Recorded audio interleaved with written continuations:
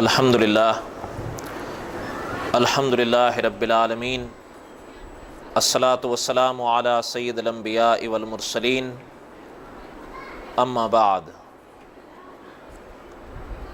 اعوذ باللہ من الشیطان الرجیم، بسم اللہ الرحمن الرحیم۔ ان ابراہیم کان امۃ قانتا للہ حنیفا وَلَمْ يَكُ مِنَ الْمُشْرِكِينَ شَاكِرًا لِأَنْعُمِهِ اجْتَبَاهُ وَهَدَاهُ إِلَى صِرَاطٍ مُسْتَقِيمٍ۔ اما بعد،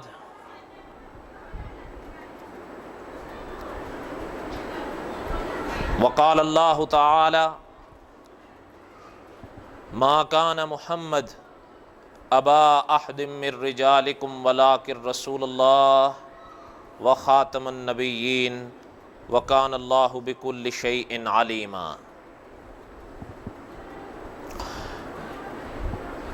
وقال النبی صلی اللہ علیہ وسلم العلماء ورثۃ الانبیاء، صدق اللہ العظیم وصدق رسولہ النبی الکریم، وَنَحْنُ عَلَى ذَلِكَ لَمِنَ الشَّاهِدِينَ وَالشَّاكِرِينَ وَالْحَمْدُ لِلَّهِ رَبِّ الْعَالَمِينَ۔ اللهم صل على محمد وعلى آل محمد كما صليت على إبراهيم وعلى آل إبراهيم إنك حميد مجيد۔ اللهم بارك على محمد وعلى آل محمد كما باركت على إبراهيم وعلى آل إبراهيم إنك حميد مجيد۔ موقع کے مناسبت سے آج کا یہ درس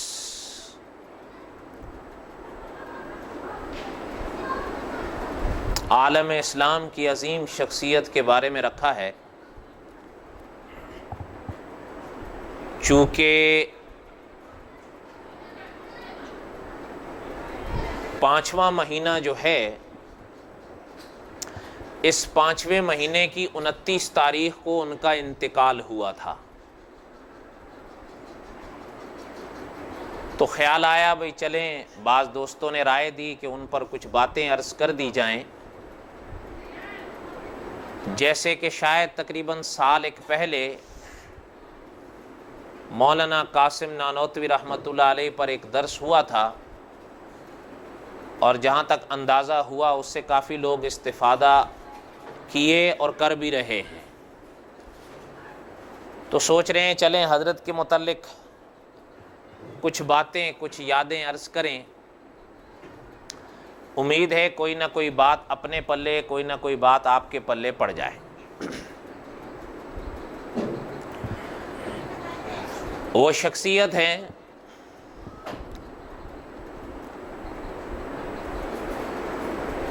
علامہ سید انور شاہ کاشمیری رحمۃ اللہ علیہ کی۔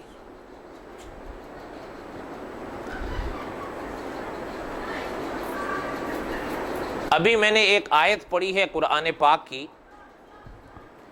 ان ابراہیم کان امۃ قانتا للہ حنیفا۔ ممکن ہے بعض حضرات سننے والے سمجھیں کہ اس موضوع کا اس آیت کے ساتھ کیا ربط ہے، لیکن ہمارے ملک میں ایک عالم ابھی حال میں فوت ہوئے ہیں، انہوں نے ایک کتاب لکھی تھی، اور اس کتاب میں انہوں نے مولانا انور شاہ کاشمیری رحمۃ اللہ علیہ پر ایک باب باندھا تھا۔ اس باب میں حضرت نے یہ آیت لکھی، ان ابراہیم کان امۃ قانتا للہ حنیفا، کہ حضرت ابراہیم علیہ السلام اگر آپ اور ہم ظاہری نظر سے دیکھیں تو ہمیں ایک فرد نظر آئیں گے، نبی اللہ کے، رسول اللہ کے، لیکن وہ ظاہری آنکھ میں ایک فرد، ایک شخصیت نظر آتی ہیں، لیکن کان امتن، اللہ فرماتے ہیں اتنا کام انہوں نے کیا جیسے ایک امت ہو۔ ان ابراہیم کان امتن، امت جتنا کام ایک شخصیت سے اللہ نے لیا۔ تو حضرت نے یہ عنوان قائم کر کے مولانا انور شاہ کاشمیری رحمۃ اللہ علیہ کے متعلق چند باتیں لکھی بغیر مثال کے، کیونکہ وہ تو حضرت ابراہیم تو اللہ کے پیغمبر تھے، انبیاء سے تو کسی کا مقابلہ نہیں ہوتا، لیکن حضرت فرماتے ہیں کہ اگر حضرت کی زندگی کے پہلو سامنے لائے جائیں تو پتہ چلتا ہے کہ مولانا انور شاہ رحمۃ اللہ علیہ اپنی زندگی کے لحاظ سے، اپنی عمر کے لحاظ سے، اپنی تعریف اور تعارف کے لحاظ سے تو ایک شخص تھے، لیکن اللہ نے ان سے اتنا کام لیا گویا جیسے ایک امت سے لیا گیا ہو۔ اس لیے سوچا کہ ان کی زندگی کے کچھ پہلو سامنے لائے جائیں۔ علماء نے حضرت کے حالات میں لکھا ہے کہ سن 1875 تھا جب حضرت پیدا ہوئے کشمیر میں، اسی کی وجہ سے ان کی یہ جو نسبت ہے نا کشمیری، تو چونکہ کشمیر کے تھے اس لیے ادھر نسبت کی جاتی ہے۔ سن 1875 علماء نے لکھا ہے کہ حضرت سن 1875 میں پیدا ہوئے، 10ویں مہینے کی 16 تاریخ تھی، اور اپنے والد کے پاس بھی انہوں نے پڑھا، بلکہ علماء لکھتے ہیں کہ جب عمر 4 سال کی تھی تو اپنے والد صاحب کے پاس انہوں نے، ان کے والد عالم تھے، اپنے والد صاحب کے پاس انہوں نے قرآن پاک پڑھنا شروع کیا، پھر فارسی کی کتابیں، پھر عربی کی کتابیں پڑھتے گئے، زندگی آگے بڑھتی رہی، کرتے کرتے علماء فرماتے ہیں کہ سن 1891 آیا۔ کیا آیا؟ سن 1891 آیا، تو یہ سن 1891 میں کشمیر سے طالب علم بن کر دارالعلوم دیوبند میں داخل ہوئے، اور الحمدللہ چونکہ کافی علوم اپنے ہاں پڑھ چکے تھے اساتذہ سے، تو دارالعلوم دیوبند میں آ کر دورہ حدیث میں داخلہ لیا، اور اس وقت دارالعلوم دیوبند میں حدیث شریف کے جو استاد تھے وہ تھے جنہیں ساری دنیا حضرت شیخ الہند مولانا محمود الحسن کہتی ہے رحمۃ اللہ علیہ، اور حضرت شیخ الہند رحمۃ اللہ علیہ تو اچھے خاصے منجھے گھڑے استاذ الاساتذہ تھے۔ حضرت کے ہاں حضرت داخل ہوئے، اور سن 1895 میں مولانا انور شاہ کاشمیری رحمۃ اللہ علیہ نے سند فراغ حاصل کر کے دارالعلوم دیوبند سے فارغ ہوئے۔ جب سن 1895 میں فارغ ہوئے حدیث شریف کی سند لے کر، تو اس وقت آج بھی اگر آپ دیوبند جائیں تو دیوبند کے پڑوس میں ایک جگہ ہے جسے کہتے ہیں گنگو۔ کیا کہتے ہیں؟ گنگو۔ اس وقت وہاں پر ابو حنیفہ وقت علامہ رشید احمد گنگوہی رہا کرتے تھے رحمۃ اللہ علیہ۔ حضرت دیوبند سے فارغ ہو کر مولانا رشید احمد گنگوہی رحمۃ اللہ علیہ کے ہاں آئے اپنے دل کی دنیا کو سنوارنے کے لیے، تاکہ ظاہری علوم کے ساتھ ساتھ باطنی علم بھی جاگے۔ اور یہ میں نے عرض کیا تھا شاید پہلے بھی کسی درسوں میں کہ علماء فرماتے ہیں کہ روح کا سنورنا بغیر کسی اہل اللہ کے ہاتھ میں ہاتھ دیے عادتاً ممکن نہیں ہے۔ حضرت آئے اپنی تربیت کے لیے مولانا رشید احمد گنگوہی کے پاس رحمۃ اللہ علیہ، اور جن حضرات نے مولانا رشید احمد گنگوہی رحمۃ اللہ علیہ کے حالات پڑھے ہیں وہ تو بہرحال جانتے ہیں کہ اللہ تعالیٰ نے ان کو کیا مقام بخشا تھا۔ آپ نے نام سنا ہوگا حضرت حاجی امداد اللہ مہاجر مکی رحمۃ اللہ علیہ کا، جو آج مکہ مکرمہ کے عظیم قبرستان جنت المعلیٰ میں دفن ہے۔ مولانا رشید احمد گنگوہی رحمۃ اللہ علیہ، بعض اکابر نے یوں فرمایا کہ حضرت رشید احمد گنگوہی رحمۃ اللہ علیہ ایک سفر پر جا رہے تھے، یا کوئی اور مقصد تھا، تو خیال آیا بھئی اس بستی سے گزر ہو رہا ہے، اس علاقے سے گزر ہو رہا ہے جہاں حضرت حاجی امداد اللہ مہاجر مکی رہتے ہیں، ابھی یہ حرم نہیں گئے تھے۔ تو حضرت ان سے پاس گئے ملاقات کے لیے. مولانا رشید احمد گنگوہی رحمۃ اللہ علیہ آئے حضرت حاجی امداد اللہ مہاجر مکی رحمۃ اللہ علیہ کے پاس ملاقات کے لیے. تو ملاقات جب کی تو حضرت حاجی امداد اللہ مہاجر مکی رحمۃ اللہ علیہ نے حضرت سے پوچھا کہ میاں کسی کے ہاتھ پر بیعت بھی ہو؟ تو حضرت نے فرمایا کہ نہیں حضرت میں تو کسی کے ہاتھ پر بیعت نہیں ہوں. فرمایا ہماری بیعت کر لو.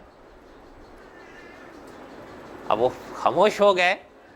تو حضرت نے فرمایا کہ حضرت میں بیعت تو ہو جاؤں لیکن یہ جو آپ ریاضتیں کراتے ہیں کرواتے ہیں یہ مجھ سے تو نہیں ہوتی. تو حضرت نے فرمایا بھائی میاں ہم تو کسی سے نہیں کہتے, آپ کو کیا اشکال ہے؟ حضرت نے فرمایا کہ اب اگر آپ کہیں جس طرح آپ کہتے ہیں کہ جی تہجد میں اٹھیے, کوئی بات نہیں, توجہ میری طرف ہے. فرمایا جس طرح آپ تہجد کے لیے اٹھاتے ہیں ممکن ہے میں نہ اٹھ پاؤں. اب آپ کے تو معمول ہیں اور آپ ان معمول پر عمل کرتے بھی ہیں کرواتے بھی ہیں. تو حضرت نے فرمایا کہ بھائی ہم تو کسی کو مجبور نہیں کرتے تہجد کے لیے, ہاں اگر کوئی اٹھ جاتا ہے تو ٹھیک ہے, بہرحال ہم آپ کو نہیں کہیں گے بیعت ہو لیجئے, ہم آپ کو نہیں کہیں گے کہ تہجد پڑھو. اب کوئی عذر تو نہیں چھوڑا حضرت نے. فرمایا جی ٹھیک ہے. تو حضرت رشید احمد گنگوہی رحمۃ اللہ علیہ حضرت حاجی امداد اللہ مہاجر مکی رحمۃ اللہ علیہ کے ہاتھ پر بیعت ہو گئی. اور بڑی عجیب بات ہے, یہ حضرت حاجی امداد اللہ مہاجر مکی رحمۃ اللہ علیہ کا وہ ہاتھ تھا کہ جن کے ہاتھ پر جہاں آپ حضرت رشید احمد گنگوہی رحمۃ اللہ علیہ بیعت کر رہے تھے, اسی ہاتھ کے اوپر مولانا قاسم نانوتوی رحمۃ اللہ علیہ نے بیعت کی تھی. اور مولانا قاسم نانوتوی رحمۃ اللہ علیہ نے جب بیعت کی تو ایک صاحب کو ایک اشکال پیش آیا, اور اس اشکال کے متعلق ان صاحب نے حضرت نانوتوی رحمۃ اللہ علیہ سے ایک سوال بھی باقاعدہ کیا کہ حضرت کیا حضرت حاجی امداد اللہ مہاجر مکی رحمۃ اللہ علیہ عالم ہیں جو آپ نے بیعت کر لی ہے؟ حضرت نے فرمایا میاں کیا بات کرتے ہو, عالم کیا, وہ تو عالم گر ہے. اللہ نے ان کو یہ ملکہ بخشا ہے. اور اگلی بات سنا دوں, اکابر کے ہاں ایک بڑی عجیب بات ملتی ہے کہ ایک صاحب نے مولانا اشرف علی تھانوی رحمۃ اللہ علیہ سے پوچھا کہ حضرت آپ نے اتنی عظیم کتابیں لکھی, اتنی کتابیں لکھیں, اور آج بھی اگر آپ حضرت رحمۃ اللہ علیہ کی کتابیں پڑھیں, حضرت کے خطوط پڑھیں, حضرت کے ملفوظات پڑھیں, علماء محققین کا فیصلہ یہ ہے کہ حضرت تھانوی رحمۃ اللہ علیہ کی کتابوں میں نہ علمی جھول ہے نہ عقلی جھول ہے. یہ عام بندے کا کام نہیں ہے. اس کے لیے ظاہر بات ہے کہ انہوں نے اپنی کتنی محنت کی ہوگی. تو سائل نے پوچھا کہ حضرت آپ نے خود کتنی کتابیں پڑھی ہوں گی؟ تو حضرت نے بڑا ایک علمی جواب ان کو بخشا. حقیقت کا انکار نہیں ہے, سمجھانے کا انداز ہے. فرمایا کہ میاں میں نے 3 کتابیں پڑھی ہیں جس کے صدقے میں یہ کتابیں لکھی ہیں. فرمایا حضرت 3 کتابیں؟ فرمایا ہاں, لیکن فرق ہے. آپ حضرات عام طور پر یہ کتابیں پڑھتے ہیں جو بولتی نہیں ہیں, آپ پڑھتے ہیں, لیکن فرمایا میں نے جو 3 کتابیں پڑھی ہیں وہ بولتی بھی ہیں, وہ سنتی بھی ہیں, وہ سناتی بھی ہیں. فرمایا حضرت بات, فرمایا دیکھو جو 3 کتابیں ہم نے پڑھی ہیں نا, وہ ایک حضرت حاجی امداد اللہ مہاجر مکی ہیں, ایک مولانا رشید احمد گنگوہی ہیں, ٹھیک ہے, اور ایک غالباً حضرت نانوتوی رحمۃ اللہ علیہ کا نام لیا. فرمایا کہ یہ 3 کتابیں ہیں جو ہم نے پڑھی ہیں, اور فرمایا کہ ان 3 شخصیات کی مجالس, چاہے وہ کتب کے لحاظ سے ہو چاہے وہ شخصیات کے لحاظ سے ہو, فرمایا ان 3 کی مجالس نے اس طرح اللہ کے کرم سے سنوارا ہے کہ اب ان 3 مجالس کا یہ صدقہ ہے جو تم پڑھ رہے ہیں. حضرت رشید احمد گنگوہی رحمۃ اللہ علیہ بیعت ہو گئے. بیعت ہونے کے بعد حضرت نے فرمایا اب وہاں رات کو رہنے لگے. جب تہجد کا وقت ہوا تو حضرت حاجی امداد اللہ مہاجر مکی رحمۃ اللہ علیہ کی خانقاہ میں جب تہجد کا وقت ہوا تو جو مریدین تھے وہ اٹھنے لگے تہجد کے لیے, وضو کر کے اپنے اپنے تہجد پڑھ رہے ہیں. حضرت کی آنکھ تو کھل گئی, تو لیٹے لیٹے خود فرماتے ہیں کہ احساس ہوا بھئی ہر لوگ کیا کہیں گے, اتنا بڑا عالم ہے, پڑھا ہوا ہے, لوگ پڑھ رہے ہیں, تو فرمایا بھئی اٹھ جانا چاہیے. اٹھ گئے. اٹھ کر وضو کیا اور نفل پڑھے. تو سویرے ہوئی تو حضرت کے پاس آ گیا, کہنے لگے حضرت بات وہی ہوئی نا. تو حضرت حاجی صاحب رحمۃ اللہ نے فرمایا کیا بات ہے؟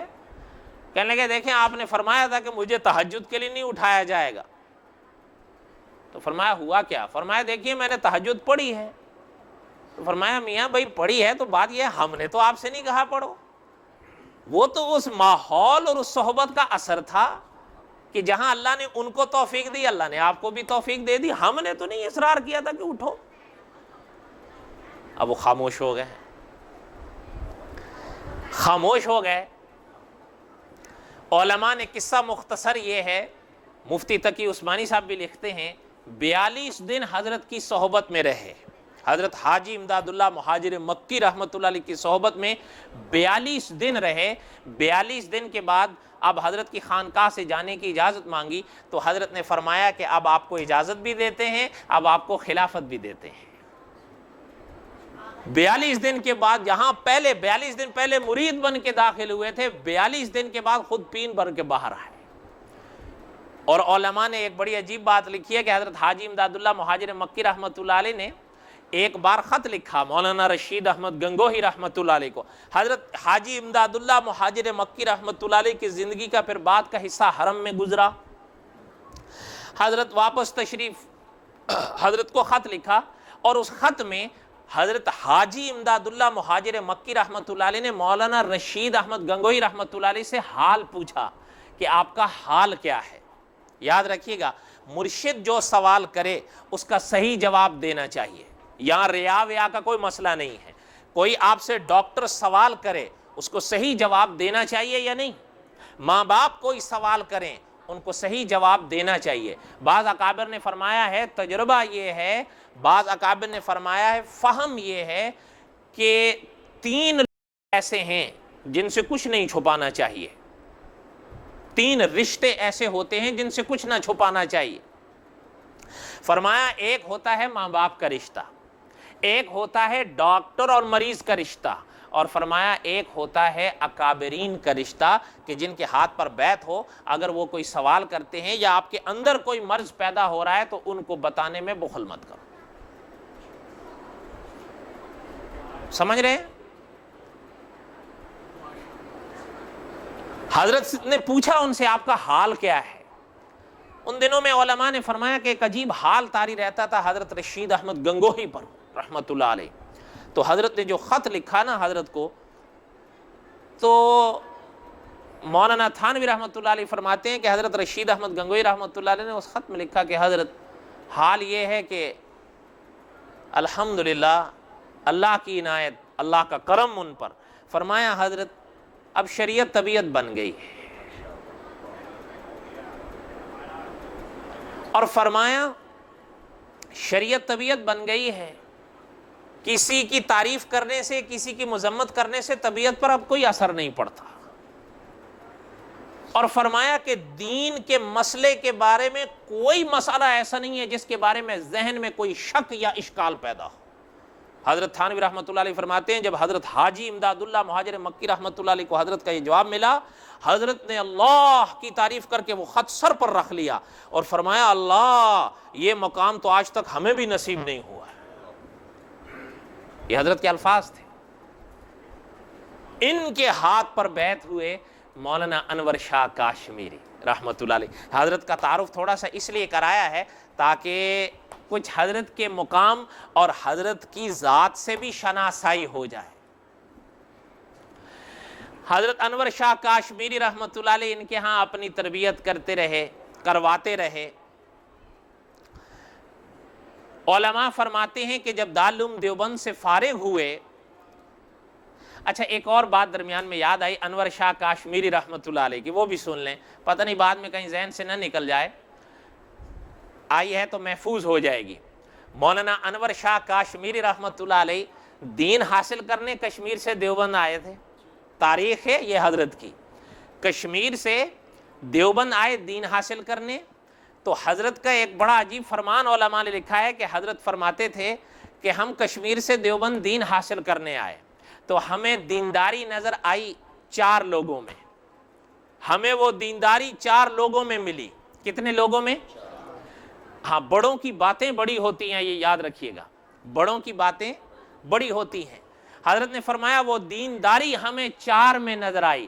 فرمایا سب سے پہلے ہمیں نظر آئی مولانا رشید احمد گنگوہی میں رحمت اللہ علیہ. ٹھیک ہے، اگلی بات سنیے. حضرت فرماتے تھے پھر ہمیں دینداری نظر آئی حضرت شیخ الہند مولانا محمود الحسن میں رحمت اللہ علیہ. کتنے ہوئے؟ 2.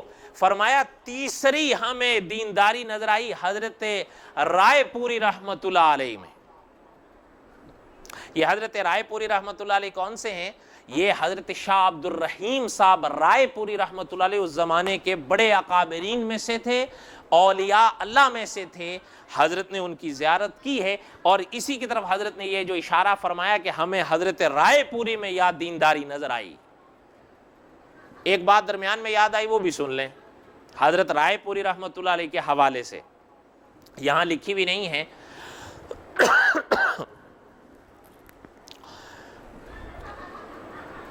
مرزا غلام احمد قائدینی سن 1908 میں مرا. اس کا پہلا جانشین، پہلا کرتا دھرتا اس کی جماعت کا بنا کون؟ نور الدین بھیروی. کیا نام تھا؟ یہ مرزا قائدینی کے بعد اس جماعت کا پہلا، سمجھ گئے نا آپ؟ 6 سال مرزا قائدینی کے بعد 6 سال اس نے جماعت کو سنبھالا ہے.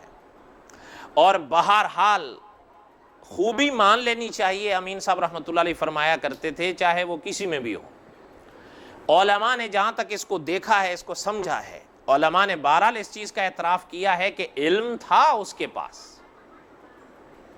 اور بلکہ بعض علماء نے تو یہ تحقیق پیش کی ہے کہ کہیں کہیں جو علمی کروٹیں مرزا قائدینی نے لی ہیں نا، دراصل ان کروٹوں کے پیچھے ڈور اس کی تھی، اس کے بس کا روگ نہیں تھا. بعض اکابر کی تو تحقیق یہ ہے کہ سنانے کی بات کون سی ہے، اس کا ذکر پتہ کیا ہے؟ علماء نے ایک بڑی عجیب بات لکھی ہے، سنیے گا. یہ ابھی مرزا قائدینی کے جوڑ کے ساتھ جوڑنے سے پہلے حضرت شاہ عبد الرحیم صاحب رائے پوری رحمت اللہ علیہ کے پاس آیا تھا نور الدین بھیروی. حضرت شاہ عبد الرحیم صاحب رحمت اللہ علیہ کے پاس آیا تھا. حضرت نے صرف اس کی صورت دیکھی، حضرت شاہ عبد الرحیم رائے پوری رحمت اللہ علیہ نے صورت دیکھ کر حضرت نے فرمایا تھا کہ ایک وقت آئے گا کہ پنجاب میں سونا بناؤ، پنجاب میں ایک شخص نبوت کا دعویٰ کرے گا. ابھی سنیے گا، مرزا قائدینی کی ڈفلی ابھی نہیں بجی تھی، اور نہ ہی اس نے وہ ڈفلی اس کے ہاتھ میں تھمائی تھی. شاہ عبد الرحیم رائے پوری رحمت اللہ علیہ نے اس کی صورت دیکھ کر فرمایا تھا کہ پنجاب میں ایک شخص نبوت کا دعویٰ کرے گا، میں لوح محفوظ پہ تیرا نام اس کے ساتھیوں میں دیکھ رہا ہوں. اور یہ بات وہ حضرت کے منہ سے سن کر اٹھ کر چلا گیا تھا. آپ کو اگر شک ہو، شیخ الحدیث مولانا زکریا صاحب رحمت اللہ علیہ جنہوں نے فضائل لکھی، حضرت کی ایک کتاب ہے آپ بیتی. کیا نام ہے؟ آپ بیتی. حضرت نے اس کی جلد نمبر 6 میں یہ واقعہ لکھا ہے. کون سی جلد میں؟ ہاں، جلد نمبر 6. کتاب کا نام کیا ہے؟ آپ بیتی. لکھنے والے کون ہیں؟ حضرت نے آپ بیتی میں یہ واقعہ لکھا ہے. یہاں سے آپ اندازہ لگائیے کہ اللہ تعالیٰ نے آثار الاحسان کی کن مرحلوں پر ان کو روشن کر رکھا تھا. فرمایا حضرت نے کہ بھائی دینداری دیکھی یا تو حضرت گنگوہی میں رحمت اللہ علیہ، یا فرمایا دیکھی حضرت شیخ الہند میں، یا فرمایا دیکھی حضرت رائے پوری رحمت اللہ علیہ میں، اور فرمایا یا حال میں دیکھی حضرت تھانوی رحمت اللہ علیہ. بڑی عجیب باتیں ملتی ہیں. مولانا انور شاہ کاشمیری رحمت اللہ علیہ جب دارالعلوم دیوبند سے فارغ ہوئے تو کئی عرصہ دہلی میں ایک مدرسہ ہوا کرتا تھا غالباً دارالعلوم امینیہ کے نام سے، کوئی نام میں تلفظ میں غلطی ہوگی تو میری طرف سے ہوگی، مجھے اب یاد اسی طرح پڑ رہا ہے۔ بہرحال دہلی میں تھا وہ مدرسہ جہاں حضرت تشریف لائے تھے اور حضرت نے وہاں پڑھایا کئی سال۔ بعد میں ایک موقع پر حضرت کشمیر واپس بھی آئے تھے کسی وجہ سے، گھریلو ضرورت کے تحت، اور پھر حضرت کو اللہ تعالیٰ نے حرمین شریفین کی زیارت بھی نصیب فرمائی تھی اس زمانے میں، اور ایک وقت آیا کہ بالآخر حضرت انور شاہ کاشمیری رحمۃ اللہ علیہ دارالعلوم دیوبند میں استاد بن کر آئے، اور مسلم شریف اور غالباً ابو داود شریف یہ حدیث کی کتابیں حضرت کو ملی۔ آگے ایک موقع پر پھر بخاری شریف بھی دی گئی، حضرت بخاری شریف دارالعلوم دیوبند میں پڑھاتے تھے۔ ٹھیک ہے، ایک بات سنیے، جب حضرت دارالعلوم دیوبند میں بخاری شریف پڑھایا کرتے تھے تو ایک دفعہ دارالعلوم دیوبند میں مولانا اشرف علی تھانوی تشریف لائے رحمۃ اللہ علیہ، یہ حکیم الامت تھے۔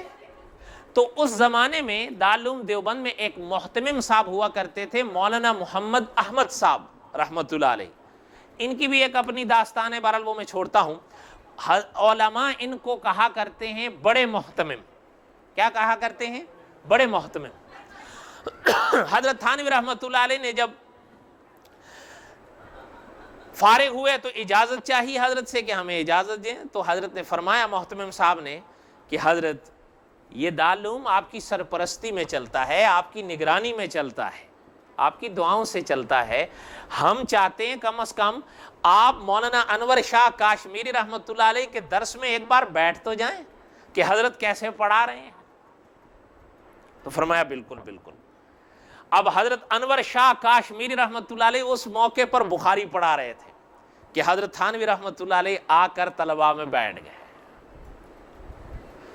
یہ بڑی سعادت کی بات ہوتی ہے۔ ایک بات عرض کر دوں، ہمارے جو لوگ ایک بار فارغ ہو جاتے ہیں نا، وہ کسی چیز سے بھی فارغ، وہ پورے فارغ ہو جاتے ہیں۔ اسکول سے فارغ، تبلیغ سے فارغ، مدرسے سے فارغ ہو گئے، قرآن سے فارغ، ہر چیز سے فارغ ہو جاتے ہیں، وہ پھر سیکھنے کی کوشش کبھی نہیں کرتے، اور یہ سب سے بڑا جھول ہے۔ حالانکہ آپ اور ہم سب تقلید کرتے ہیں امام اعظم ابو حنیفہ رحمۃ اللہ علیہ کی۔ حضرت کی بڑی عجیب و غریب باتیں ملتی ہیں۔ حضرت سے ایک دفعہ ایک صاحب نے پوچھا کہ حضرت یہ بات دل کی لوح پر لکھ کر لے جاؤ کہ حضرت آپ کا مقام دیکھتے ہیں تو حیران ہوتے ہیں کہ اللہ پاک نے آپ کو یہ مقام اتنا ماشاء اللہ بڑا بخشا ہے، ظاہری طور پر آپ نے اس کے لیے کیا عمل اختیار فرمایا؟ بات سمجھ میں آ رہی ہے؟ کوئی چھوٹی سی بات نہیں ہے۔ میں نے ایک جمعے میں ایک بات عرض کی تھی، میرے حال میں 2 یا 3 جمعے پہلے، ایک عالم حضور کی امت میں گزرے صلی اللہ علیہ وسلم، دھیان سے سنیے گا بات، حضرت عبداللہ بن مبارک رحمۃ اللہ علیہ، یہ ایسے عالم گزرے ہیں کہ امام نووی رحمۃ اللہ علیہ، امام نووی یہ حنفی نہیں تھے، یاد رکھیے گا اس بات کو، امام نووی رحمۃ اللہ علیہ نے لکھا ہے کہ حضرت عبداللہ بن مبارک رحمۃ اللہ علیہ حضور کی امت میں ایسے شخص گزرے ہیں کہ ان کا تذکرہ کرنے کی دیر ہے کہ اس مجلس میں خدا کی رحمت اترتی ہے۔ حضرت عبداللہ بن مبارک یہ مقام رکھتے ہیں، اور پتہ ہے یہ کن کے استاد تھے؟ حضرت عبداللہ بن مبارک یہ امام بخاری کے بھی استاد تھے۔ کن کے استاد تھے؟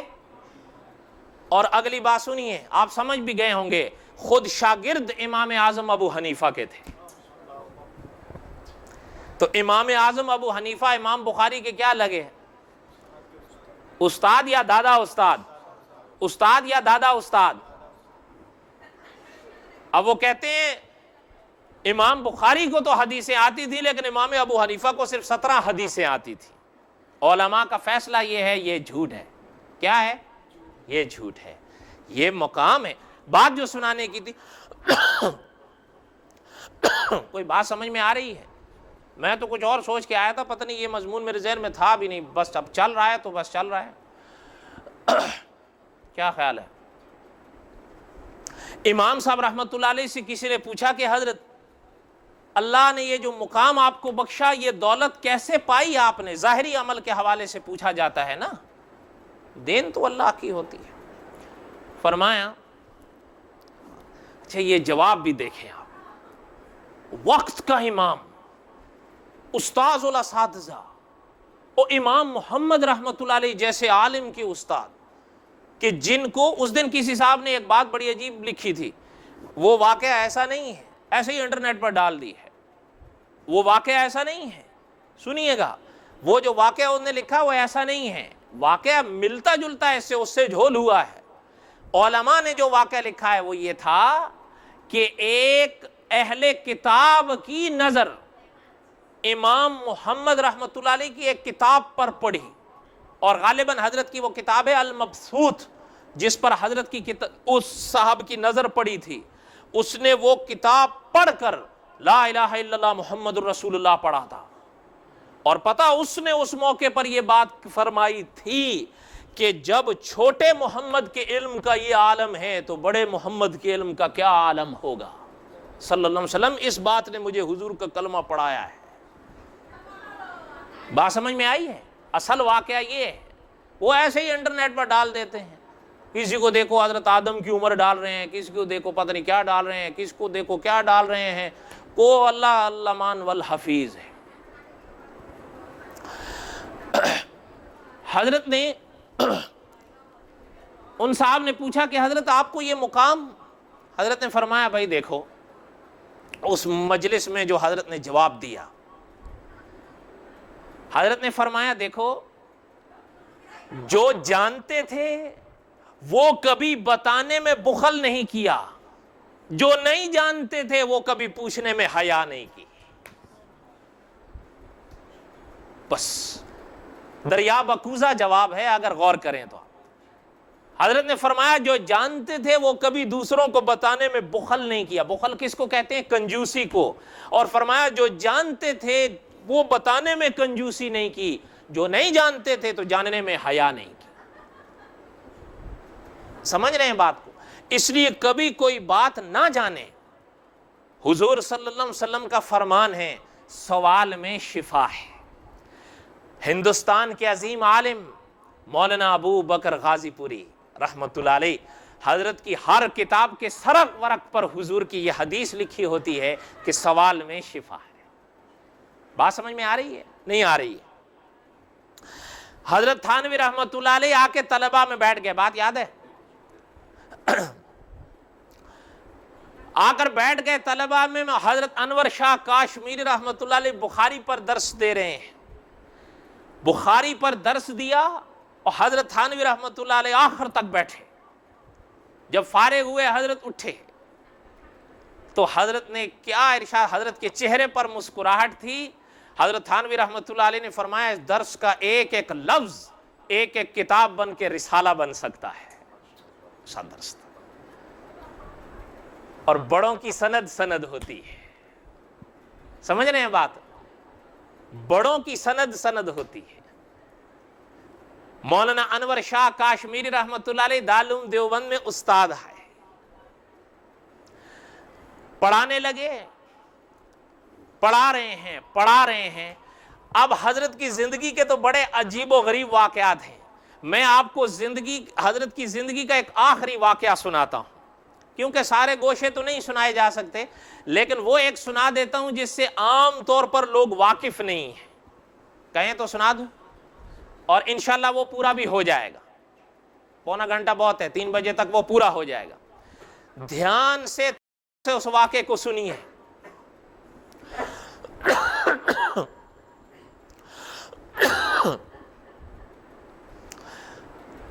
آپ جانتے ہیں ابھی حضرت شاہ عبد الرحیم صاحب رائے پوری رحمت اللہ علیہ کے حوالے سے میں نے ایک بات آپ کو سنائی ہے کہ علماء پر کشفاً اس بات کا اظہار ہو رہا تھا کہ ان قریب ہندوستان میں ایک فتنہ اٹھے گا، ٹھیک ہے؟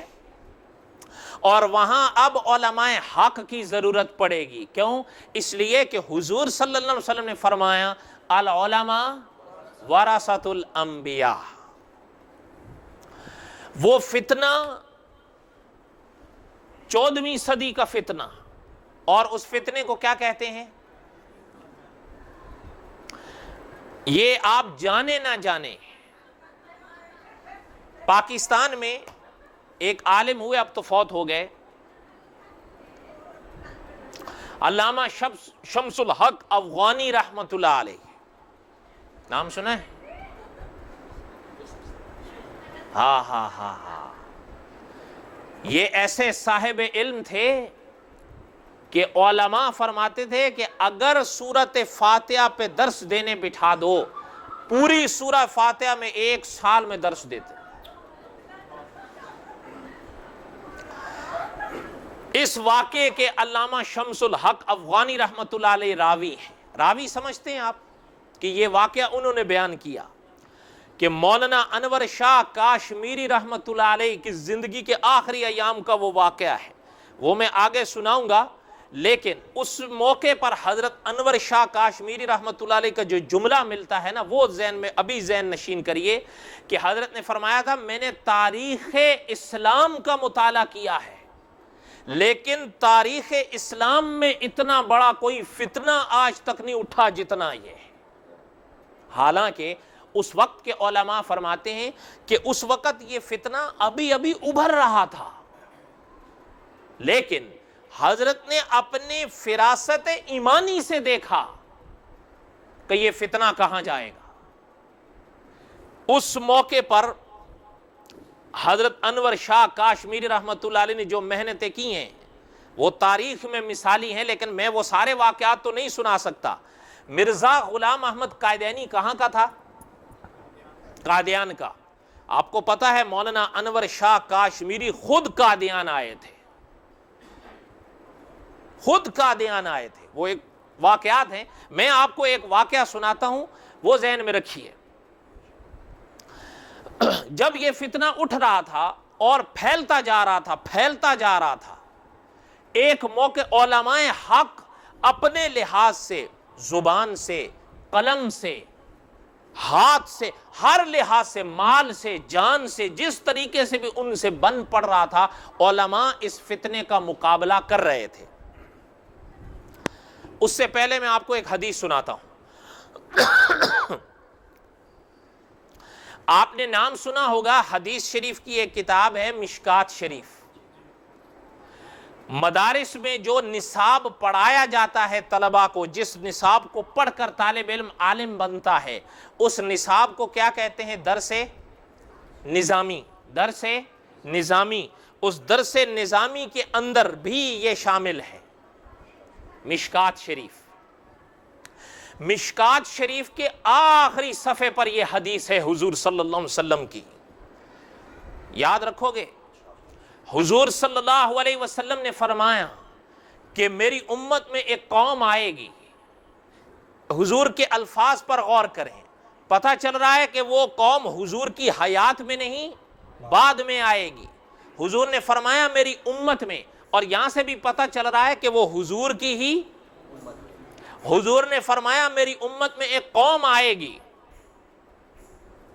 لیکن سنیے گا حضور صلی اللہ علیہ وسلم نے کیا فرمایا. حضور صلی اللہ علیہ وسلم نے فرمایا کہ لہم اجرہ مثل اولہم، کہ ان کو جو اجر ملے گا وہ کریں گے تو اپنے دور میں، لیکن ثواب ان کو صحابہ کے دور کا ملے گا.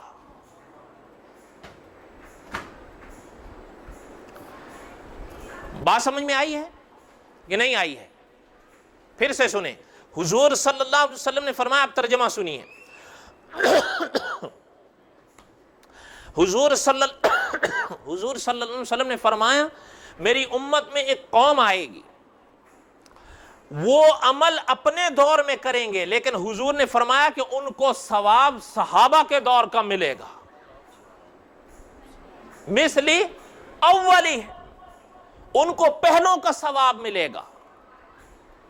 اچھا ایک بات ذہن میں رکھیے گا، علماء فرماتے ہیں کہ اس امت کی اس قوم کو ثواب صحابہ کے دور کا ضرور ملے گا، درجہ نہیں ملے گا.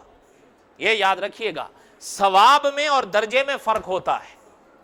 ثواب ضرور ملے گا، درجہ نہیں ملے گا. فرمایا ثواب صحابہ کے دور کا پائیں گے. اچھا وہ ان کے کون سے عمل ہوں گے جس سے وہ پائیں گے؟ حضور صلی اللہ علیہ وسلم کی حدیث کو سنیے. فرمایا یأمرون بالمعروف، وہ لوگوں کو اچھائیوں کا کہیں گے. یہ پہلا عمل ہوگا ان کا، خود کریں گے اور دوسروں کو بھی. یأمرون بالمعروف، اچھائیوں کا کہیں گے. وینہون عن المنکر، اور برائیوں سے منع کریں گے. خود بھی رکیں گے اور دوسروں کو بھی روکیں گے.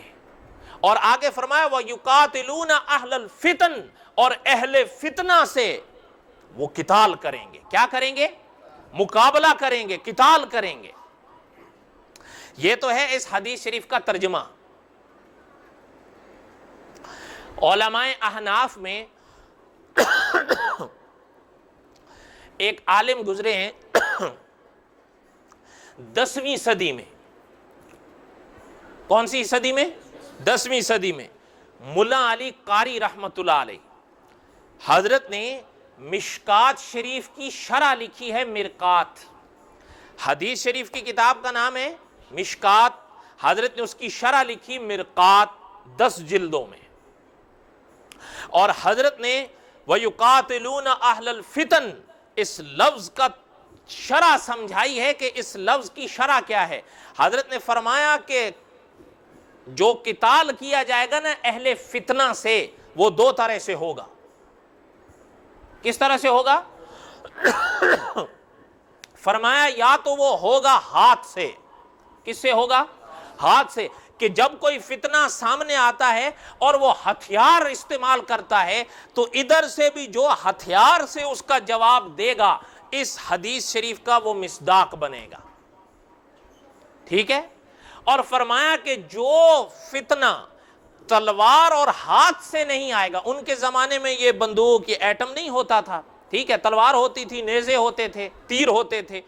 فرمایا کہ جو ان سے نہیں آئے گا فتنہ، لیکن زبان اور قلم سے وہ فتنہ اٹھے گا، تو جو سامنے سے ان کے قلم اور ہاتھ کے جواب میں قلم اور ہاتھ چلائے گا اور اس فتنے کا مقابلہ کرے گا، وہ عالم بھی اور وہ شخص بھی اس حدیث کا مصداق ہوگا. سمجھ میں آئی یہ بات؟ نہیں سمجھ میں آئی؟ آگے حضرت نے شرح میں لکھا ہے کہ جس طرح خارجی اور رافضی، حضرت نے اپنے دور کے جس طرح غالباً قدریہ یا خارجی رافضی، ان کی مثال بھی حضرت نے دی کہ جس طرح ان سے، کیوں یہ جو فتنوں جن کا ذکر حضرت نے شرح میں کیا ہے نا، ان سے تلوار اور تیر کا مقابلہ نہیں تھا، ان سے زبان اور قلم کا مقابلہ تھا. علماء وقت نے ان کا جواب انہی ہاتھ اور زبان سے دیا ہے، تیر اور تفنگ سے ان کا مقابلہ نہیں تھا. قائدیانیوں سے جو مقابلہ علماء دیوبند کو پیش آیا وہ تیر اور تفنگ کا تھا؟ تیر اور تفنگ کا تھا؟ نہیں. وہ کس چیز کا تھا؟ زبان اور قلم سے تھا. انہوں نے اگر ہاتھ سے کوئی چیز لکھی تو ہمارے علماء نے ہاتھ سے جواب دیے لکھ کر. اگر انہوں نے زبان سے تقریر کی تو ہمارے علماء نے تقریر سے جواب دیا. اگر وہ مناظرے میں اترے تو ہمارے علماء مناظرے میں اترے. تو اب جو علماء اس فتنے کے مقابلے میں اپنے آپ کو پیش کرتے رہے وہ کرتے رہے اس دور میں، لیکن ثواب پاتے رہے صحابہ کے دور کا. کوئی سمجھ میں آئی ہے بات کہ ابھی بھی نہیں آئی ہے؟ آپ ذرا سنیے گا اس بات کو. حضرت نے اس مجلس میں بڑی عجیب بات فرمائی. پتہ ہے علامہ شمس الحق افغانی رحمت اللہ علیہ فرماتے ہیں یہ حضرت کی زندگی کا آخری دور تھا، انور شاہ کاشمیری رحمت اللہ علیہ کا. آپ نہیں جانتے حضرت کو آخر دور میں بواسیر ہو گئی تھی اور وہ اتنی شدید تھی کہ علماء فرماتے ہیں سیروں کے حساب سے حضرت کو خون آتا تھا، سیروں کے حساب سے. یہ بات آپ کو کتابوں میں مشکل سے ملے گی.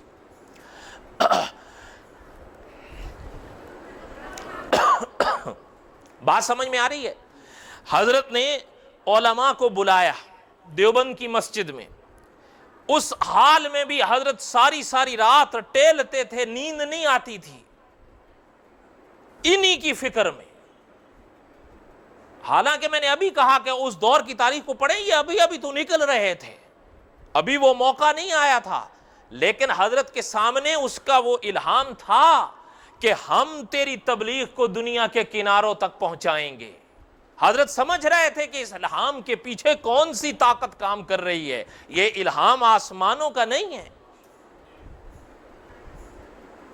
اور واقعہ بات ہے کہ قصہ وہی آتا ہے کہ دامن میں، آپ تو نہیں جانتے، مناظر اسلام حضرت چنیوٹی صاحب رحمۃ اللہ علیہ نے، بہت زمانے کی بات ہے،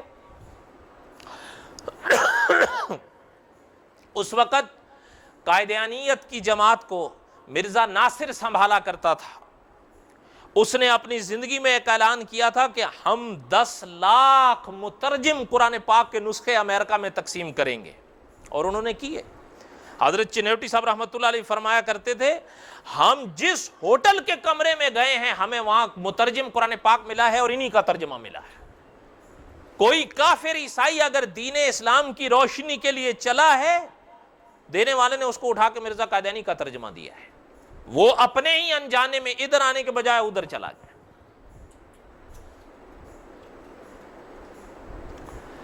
حضرت سمجھ پا رہے تھے کہ حضرت نے علماء کو بلایا دارالعلوم دیوبند کی مسجد میں، پالکی میں حضرت کو لایا، حضرت چل نہیں سکتے تھے، پالکی سمجھتے ہیں آپ؟ حضرت کو پالکی میں اٹھایا گیا اور لایا گیا۔ وقت نہیں ہے اس لیے میں کچھ مختصر کیے جا رہا ہوں، لیکن میں چاہتا ہوں یہ بات سن لیں آپ حضرات۔ آپ نے یہ واقعہ پہلے سنا ہے؟ حضرت کو پالکی میں اٹھایا اور دارالعلوم دیوبند کی مسجد میں محراب میں رکھا گیا، تکیہ لگایا گیا، حضرت نے ٹیک لگائی۔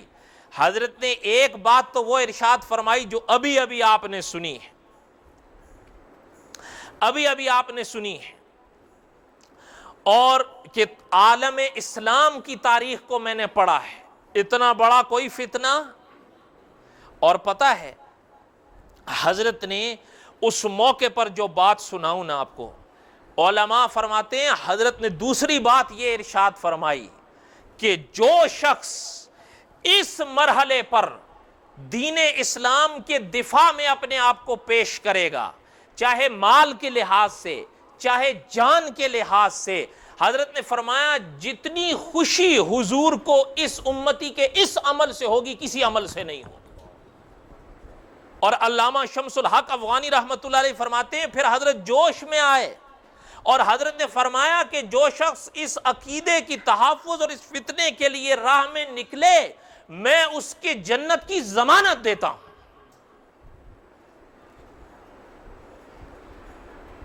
بات سمجھ میں آئی؟ یہ حالات چل رہے تھے کہ مولانا اسیر ادروی لکھتے ہیں فیصلہ کن گھڑی آ گئی، فیصلہ کن گھڑی آ گئی۔ یہ صاحب سونا بنا رہے ہیں، ان کو جگا دو۔ حضرت چنیوٹی صاحب کے درس میں کوئی ایسا سوتا تھا نا، حضرت اس کو کھڑا کر دیتے تھے، وہ بیٹھنے نہیں دیتے تھے، لیکن یہ مناسب نہیں ہوتا، اور آپ بھی ٹیک لگا کے چھوڑ دو۔ اتنے ینگ اگر سو جاؤ گے تو پیچھے اور کیا رہے گا؟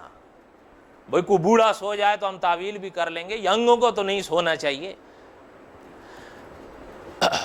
فرمایا فیصلہ کن گھڑی آ گئی۔ مولانا اسیر ادروی لکھتے ہیں، غور سے سنیے اس بات کو، کہ علماء حق کے مسلسل دوروں، باطل کی شکستوں بیانات تقریروں سے پورے ملک کا گوشہ گونج رہا تھا۔ کچھ تو اندازہ آپ کو حضرت انور شاہ کاشمیری رحمۃ اللہ علیہ کے اشاروں کنایوں سے بھی ہو گیا ہوگا۔ ہندوستان میں رسالے، کتابیں، کتابچے، ہر لحاظ سے علماء حق نے درجنوں مقامات پر قادیانیوں سے اہل حق کے مناظرے ہوئے جن کی شہرت پورے ملک میں پھیلی۔ رد قائدیانیت کے لٹریچر اردو، فارسی، عربی میں شائع ہوئے۔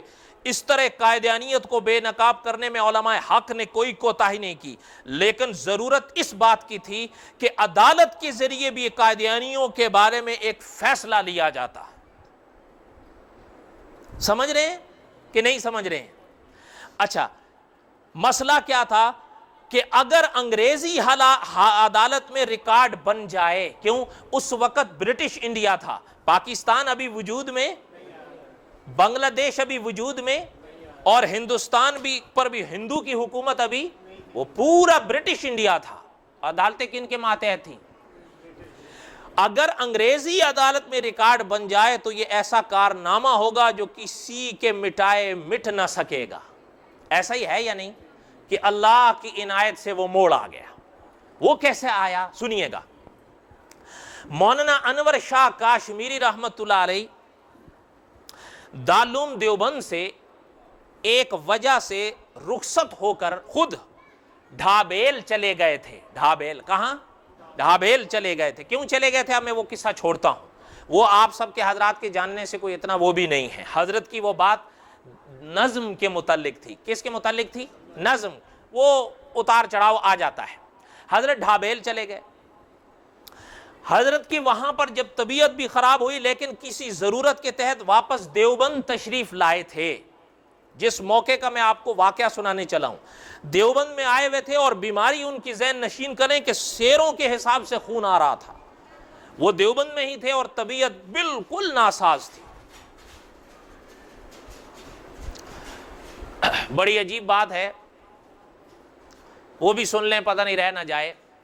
جب بیمار تھے دیوبند میں تو ان کی بیمار پرسی کے لیے دارالعلوم دیوبند سے آئے شیخ الاسلام شبیر احمد عثمانی رحمت اللہ علیہ۔ پتہ ہے حضرت فرماتے ہیں کہ اس حال میں بھی میں جب کمرے میں داخل ہوا نا تو کتاب کھول کے بیٹھے اور پڑھ رہے ہیں۔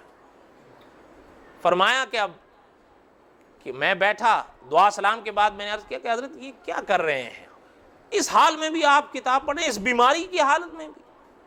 تو علامہ شبیر احمد عثمانی رحمت اللہ علیہ نے فرمایا میاں یہ بھی ایک بیماری ہے، اور بیماری پر تو اپنا اختیار ہوتا نہیں ہے۔ اچھا، اس بات کا ایک اور تتمہ ہے، وہ میں ابھی چھوڑتا ہوں، کبھی موقع ہوا تو پھر سناؤں گا، آگے سنیں تاکہ یہ واقعہ رہ نہ جائے۔ حضرت دارالعلوم میں تھے۔ کہاں تھے؟ دارالعلوم میں تھے۔ اور پتہ ہے، یا کہہ دیں تو وہ تتمہ سنا دوں، بات کا جوڑ تو ہے، سنا دوں۔ علامہ شبیر احمد عثمانی رحمت اللہ علیہ فرماتے ہیں کہ اس موقع پر حضرت نے فرمایا کہ میں نے درسی کتابوں کے سوا کبھی کوئی کتاب ایک بار پڑھنے کے بعد دوبارہ نہیں پڑھی ہے۔ ہاں، 2 کتابیں دوبارہ پڑھی میں نے۔ وہ کیوں پڑھی؟ سوال آتا ہے، سوال آتا ہے نا۔ فرمایا 2 کتابیں پھر پڑھی میں نے۔ کیوں پڑھی؟ اور پتہ ہے علماء نے تحقیق کی ہے، ایک ایک دن میں 200 صفحہ پڑھتے تھے۔ اب پھر سے جو پڑھ رہے تھے، وہ پھر سے پڑھنے کی وجہ بھی مرزا غلام احمد قادیانی تھا۔ اس نے، مرزا غلام احمد قادیانی نے حضرت عیسیٰ بن مریم علیہ السلام کے مسئلے پر کچھ حوالے دیے تھے ایک حدیث شریف کی کتاب کے، مسند احمد بن حنبل۔ یہ حدیث شریف کا بڑا ایک عظیم ذخیرہ ہے، اور اس زمانے میں تو اب وہ مبوب ہے، اس زمانے میں وہ مبوب بھی نہیں تھا، لیکن حضرت نے اس کی ان اطلاعات سے پہلے اس کا مطالعہ کیا تھا۔ لیکن جب اس نے مسند احمد بن حنبل کے حوالے دیے تو حضرت نے فرمایا پھر پوری مسند احمد بن حنبل دوبارہ پڑھی میں نے، تاکہ مجھے پتہ چلے، اور جتنی پڑھی اس پوری احادیث شریفہ، احادیث طیبہ کی کتاب میں حضرت عیسیٰ بن مریم پر جتنی حدیثیں بکھری ہوئی تھی نا، حضرت نے ساری ورق پر اکٹھی کی، اور پھر وہ ورق مستقل کتاب بنے۔ فرمایا اچھا، دوسری، مرزا غلام احمد قادیانی نے شیخ ابن عربی رحمت اللہ علیہ ایک گزرے ہیں، انہوں نے ایک کتاب لکھی تھی فتوحات مکیہ، اس کے حوالے دیے تھے، تو پھر انور شاہ کاشمیری رحمت اللہ علیہ نے پھر سے فتوحات مکیہ کو دوبارہ پڑھا، تاکہ پتہ چلے کہ حقائق کیا ہیں، ان اکابر نے کیا لکھا ہے اور اس نے کیا لکھا ہے۔ بات سمجھ میں آ رہی ہے؟ پتہ چل رہا ہے اس بیماری کے ایام میں بھی یا ان مصروفیات کے ایام میں بھی اگر ان پر کوئی پریشانی سوار تھی تو وہ اس عقیدہ ختم نبوت اور اس فتنہ قادیانیت کے حوالے سے تھی۔ بات سمجھ میں آ رہی ہے نہیں آ رہی ہے؟ جب یہاں صورت حال یہ رہی، حضرت دیوبند میں بہاولپور میں ایک واقعہ پیش آیا۔ کیا؟ ایک واقعہ پیش آیا۔ کہاں پیش آیا؟ بہاولپور۔ یہ مسلم ریاست تھی، اس کی بھی ایک اپنی تاریخ ہے، میں اس کو چھوڑتا ہوں۔ سنیے، مولانا اسیر ادروی لکھتے ہیں کہ بہاولپور ایک مسلم ریاست تھی، وہاں کے ایک شہر احمد پور شرقیہ بہاولپور میں ایک واقعہ پیش آیا۔ اس شہر میں ایک لڑکی رہتی تھی، ان کا نام تھا عائشہ۔ کیا نام تھا؟ عائشہ۔ ان کے والد کا نام تھا الہ بخش۔ کیا؟ الہ بخش۔ ان کی شادی کا ایک مسئلہ چلا، ٹھیک ہے؟ کچھ باتیں ایسی ہیں میں وہ آپ کو وضاحت کے لیے بتاتا جاؤں تاکہ اگلا واقعہ بھی آپ کو سمجھ میں آتا جائے۔ ان کی شادی کا مسئلہ چلا۔ ہر گھر میں جہاں بچی ہوتی ہے والدین کے لیے یہ مسئلہ پیدا ہوتا ہے۔ ان کے والد نے ایک شخص سے ان کا نکاح کرایا، اس کا نام تھا عبد الرزاق۔ کیا نام تھا؟ عبد الرزاق۔ اللہ تعالیٰ اپنی حفاظت میں رکھیں، وہ نکاح کے وقت نہیں، شادی اور نکاح کے کچھ عرصہ بعد قائدینی ہو گیا، وہ عبد الرزاق جو تھا۔ اب وہ قائدینی ہوا لیکن نکاح کے موقع پر نہیں ہوا جو یہ مسئلہ چھڑتا، اس وقت تو مسلمان تھا، بعد میں ہوا وہ۔ اچھا، جب قائدینی ہو گیا تو مسلمان رہا؟ دین اسلام سے اس کا کوئی واسطہ رہا؟ اور یہ صورتحال تو یہاں پر بھی آج بھی ایسے لوگ ہیں، آج بھی۔ آپ تو نہیں جانتے، میں ایک ملک ہے اسلامی ملک، میں اس کا نام نہیں لیتا، ایک سمے میں مرزا قائدینی کے ایک پوتے نے اس کا دورہ کیا تھا، پوتے نے دورہ کیا تھا، اور وہ اسلامی ملک، اور دورہ بھی سرکاری دورہ کیا تھا۔ کافر ریاستوں میں، ملکوں میں تو جو مرضی کرتا رہے، اسلامی ملک اور سرکاری حیثیت پر اس نے دورہ کیا، مرزا قائدینی کے پوتے نے۔ آپ جانتے ہیں پارلیمنٹ کے قائدینی ہو گیا، الا ماشاء اللہ، حتیٰ کہ اس نے یہ کہہ دیا تھا نیوز پیپر میں کہ آنے والی صدی میں یہ احمدیوں کا سب سے بڑا ملک بنے گا۔ علماء فرماتے ہیں وہاں جب حالات جا کر دیکھے کہ اگر کسی جزیرے میں کوئی لوگ نظر آئے، اگر 80% لوگ ہیں تو 70% قائدینی ہو چکے تھے۔ پورے جزیرے میں اگر ایک مسجد نظر آئی، ایک مسجد، وہ بھی کیا آپ کے اور ہمارے لوگ مسجد، ورنہ فی الحقیقت وہ مرزاڑا تھا، استاد ان کا۔ ہمارے والوں کے بچے جا رہے تھے وہاں پڑھنے کے لیے، پتہ چل رہا تھا کہ انور شاہ کاشمیری رحمت اللہ علیہ بھانپ رہے تھے اس کو۔ اب وہ قائدینی ہو گیا۔ سنیے، اس لیے جب وہ قائدینی ہوا تو یہاں تو آپ بھی بات سمجھ سکتے ہیں کہ یہ سوال تو پیدا ہو گیا اس لڑکی کے لیے کہ میرے نکاح کا کیا مسئلہ ہے۔ اب اللہ تعالیٰ کی عنایت سے اللہ تعالیٰ نے ان کو شعور بخشا ہوا تھا، ان کو احساس ہوا، انہوں نے اس چیز کو سمجھا کہ میرا نکاح اس شخص کے ساتھ ٹوٹ چکا ہے۔ وہ اس کو چھوڑنے کے لیے راضی نہیں تھا، لیکن جب نکاح ٹوٹ جائے نا، اس کے بعد جو ملاپ ہوتا ہے وہ زنا ہو سکتا ہے، یاد رکھیے گا، وہ جمع کبھی نہیں ہوتا۔ سمجھ رہے ہیں؟ وہ جو نکاح ٹوٹ گیا سو ٹوٹ گیا، لیکن اس لڑکی کو اس چیز کی اس نے اس کو پاس نہیں آنے دیا کہ بھائی میں حضور صلی اللہ علیہ وسلم کو اس دھرتی پر خدا کا آخری رسول مانتی ہوں، تم حضور صلی اللہ علیہ وسلم کے بعد مرزا غلام احمد قائدینی کی نبوت کے قائل ہو گئے ہو، ہمارا تمہارا رشتہ ٹوٹ چکا ہے، کیوں؟ اس لیے کہ جب اس نے دین اسلام چھوڑا تو دین اسلام کے دائرے سے تو چلا گیا۔ یہ سن 1926 کا واقعہ ہے۔ کب؟ سن 1926 کا واقعہ ہے۔ اللہ تعالی مغفرت فرمائیں اس خاتون کی، اس نے اس کو پاس نہیں آنے دیا، اپنا کیس عدالت میں دائر کر دیا۔ ٹھیک ہے؟ اچھا آگے بات سنیے، جب یہ بات ہوئی نا، یہ مقدمہ چلا گیا 7 سال تک۔ کتنا؟ 7 سال تک۔ اب یہ واقعہ ہے سن 1926 کا، آپ اندازہ لگائیے 7 سال کتنے ہوا ہے؟ سن 1900، اب دھیان سے سنیے گا بات کو، 7 سال تک۔ اور علماء کا فیصلہ ہے، آگے حضرت نے بھی وہ بات لکھی ہے کہ وہ خاتون ایک غریب گھرانے کی تھی، ان کے مقابلے کی مالی طاقت اس بیچاری کے اندر نہیں تھی، سمجھ رہے ہیں؟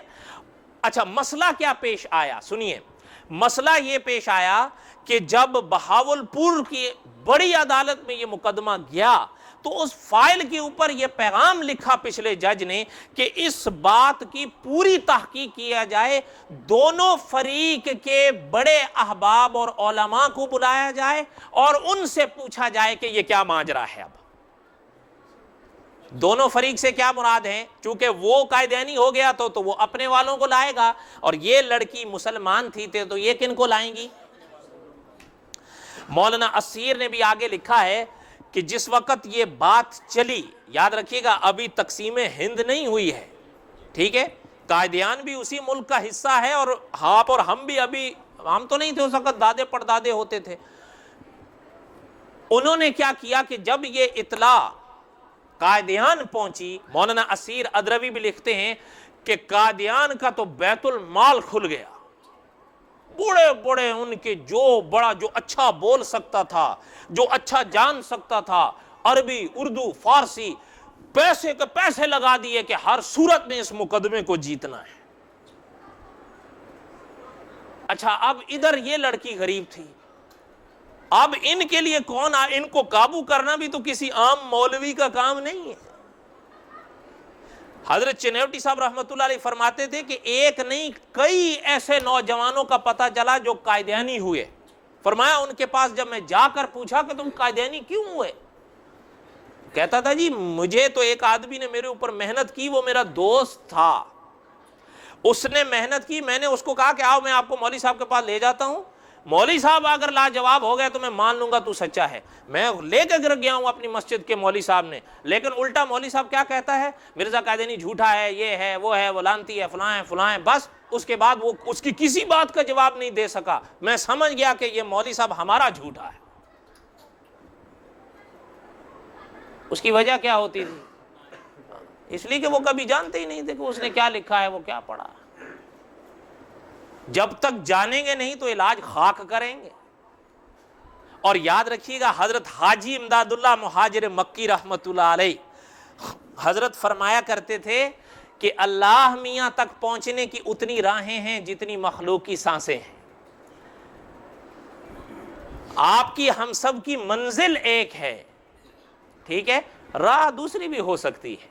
فرمایا ایک استاد اگر بیٹھا ہوا ہو، کوئی شاگرد اس کا بازو دباتا ہے، کوئی شاگرد اس کو پانی لا کے دیتا ہے، کوئی شاگرد اس کی ٹانگیں دباتا ہے، کوئی شاگرد اس کی کتابیں صاف کرتا ہے، کوئی شاگرد اس کا گھر صاف کرتا ہے، یہ سارے شاگرد ساری خدمتیں اپنے استاد کی کر رہے ہیں، لیکن ایک دوسرا شاگرد ہے، وہ بھلے اپنے استاد سے فاصلے پر ہو لیکن وہ اپنے استاد کے دشمن سے پنجہ آزمائی کر رہا ہے۔ فرمایا کہ آپ خود سمجھ لو کہ یہ استاد کس کو زیادہ گلے لگائے گا، یہ بھی اسی کا کام کر رہے ہیں، وہ بھی اسی کا ہی کام کر رہا ہے، فرق یہ ہے کہ یہ پاس ہیں وہ دور ہے، کام تو سارے دین کا کر رہے ہیں، ہاں لیکن موقع اور وقت کے تقاضے کے لحاظ سے جس چیز کا آمنا سامنا ہوتا ہے وہ وہاں وہ کر رہے تھے۔ اس سمے سنیے گا بات کا، اب ان خاتون کے لیے مسئلہ بنا۔ مولانا اسیر ادروی لکھتے ہیں اس زمانے میں مسلمانوں کی ایک جماعت ہوا کرتی تھی، تنظیم مؤید الاسلام کے نام سے،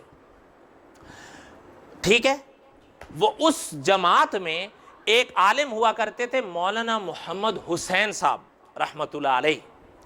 حضرت تشریف لائے تو حضرت نے فرمایا کہ ہم انشاءاللہ آپ کے سر پر ہاتھ رکھیں گے, آپ پیچھے مت ہٹیے, حوصلہ مت ہاریے, انشاءاللہ جو ہمارے بس میں ہوگا وہ ہم کریں گے. ظاہری حالات میں تو کوئی صورتحال سامنے نہیں آ رہی ہے, اس لیے کہ وہ بھی ٹھنے بھنے اور ہم بھی مقابلے میں اترے ہوئے ہیں, لیکن ادھر خزانہ ادھر خزینہ, اور حضرت سمجھ پا رہے تھے کہ ان کے پیچھے طاقت کون سی ہے. سمجھ رہے ہیں کہ نہیں؟ ظاہری طور پر تو کچھ نہیں ہے, لیکن بات سمجھیے گا جو اس موقع پر اہل دل نے کہی تھی کہ کشتیاں سب کی کنارے پہنچ ہی جاتی ہیں, نہ ہو جن کا نہ خدا ان کا خدا ہوتا ہے. حضرت نے خط لکھا مولانا انور شاہ کاشمیری کو کہ حضرت یہاں یہ ماجرا ہے, آپ کی ضرورت ہے. اور علماء فرمایا حضرت اپنی اس بواسیر کی بیماری سے دو چار تھے, میں نے شروع میں بتایا سیروں کے حساب سے خون آ رہا. حضرت نے وہ خط پڑھا اور سارا وہ منظر آنکھوں میں آ گیا. اب اور طرف سے بھی علماء بہاولپور کا رخ کر رہے تھے, لیکن بات یہ تھی بڑے بڑے علماء آئے, وہ بھی آئے جن کو مولانا نے بلایا, حسین احمد صاحب مرحوم, مولانا حسین مرحوم نے, اور جو نہیں بھی بلائے خود بھی آئے, بھئی چلیں دیکھیں تو صحیح. لیکن بات یہ تھی کہ مولانا اسیر لکھتے ہیں کہ عدالت کی نظریں اور وقت کی نظریں مولانا انور شاہ کاشمیری پہ رکے ہوئی تھی کہ حضرت آتے ہیں یا نہیں آتے.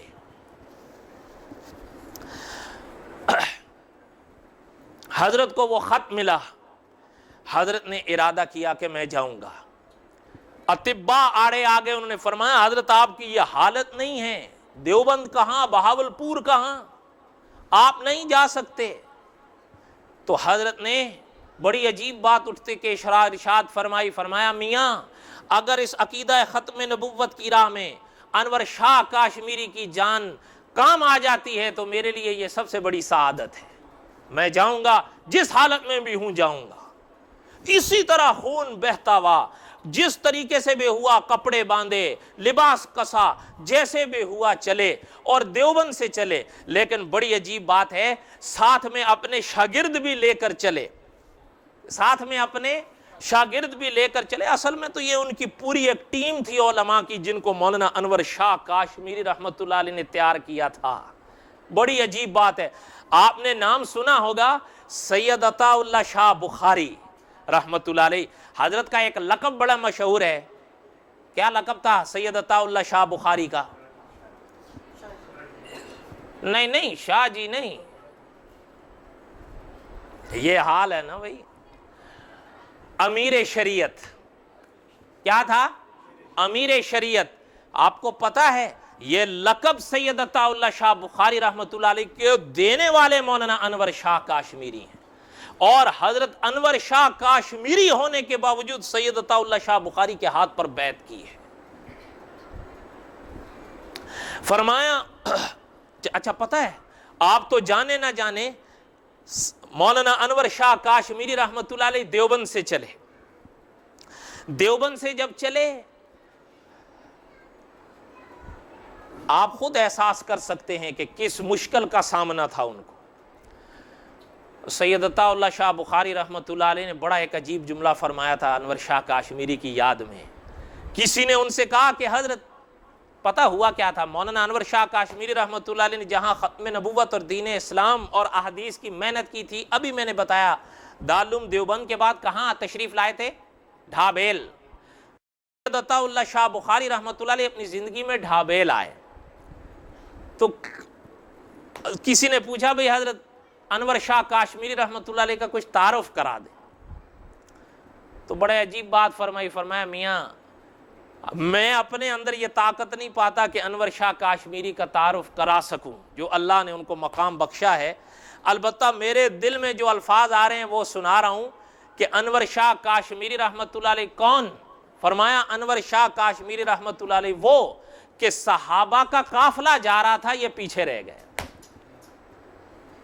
یہ میرے نزدیک تو یہی تعارف ہے, میں ان کا جو سمجھا ہوں کہ جس شخص نے ختم نبوت کے لیے اپنی زندگی تک لٹا دی. آگے سنیے, حضرت دیوبند سے بہاولپور آئے, اب وہ عدالت میں مقدمہ شروع ہوا. جن علماء نے رد قائدانیت یا تاریخ قائدانیت پڑھی ہے وہ جانتے ہیں یہ مقدمہ آخری مرحلوں پر وہ 7 سال پر مشتمل ہوا. جب یہ فائل گئی بہاولپور کی عدالت میں، اس وقت جج جو آ کر کرسی پر بیٹھے ان کا نام تھا محمد اکبر خان. ان کے پاس یہ مسئلہ آیا. حضرت نے فریقین کو بلایا. اب ادھر دعویٰ بھی ہے ادھر بھی یہ بھی مسئلہ ہے. ساری صورتحال جج کے پاس تھی کیونکہ مقدمہ کو نئے 7 سال ہو رہے تھے. اب ادھر سے قائدیانیوں کی طرف سے وہ ان کا بہت بڑا جانکار بڑا وہ کرتا دھرتا تھا جلال الدین شمس اس کا نام ملتا ہے. کیا شمس سے ایک بات انور شاہ کاشمیری رحمۃ اللہ علیہ کی اور یاد آئی، وہ بھی سن لیں. دارالعلوم دیوبند میں مولانا انور شاہ کاشمیری رحمۃ اللہ علیہ استاد تھے نا حدیث کے. حضرت جو درس دیا کرتے تھے وہ بعد میں کتابی صورتوں میں وہ تقریریں حضرت کی قلم بند ہوئیں. املا جسے کہتے ہیں، املا سمجھتے ہیں آپ نے دیکھا ہوگا جب آپ بچپن میں پڑھتے ہوں گے استاد بولتا ہوگا آپ لکھتے ہوں گے، اس کو کیا کہتے ہیں؟ ہاں، وہ مولانا انور شاہ کاشمیری رحمۃ اللہ علیہ کے ہاتھ کی لکھی ہوئی نہیں ہے، املائی ہے.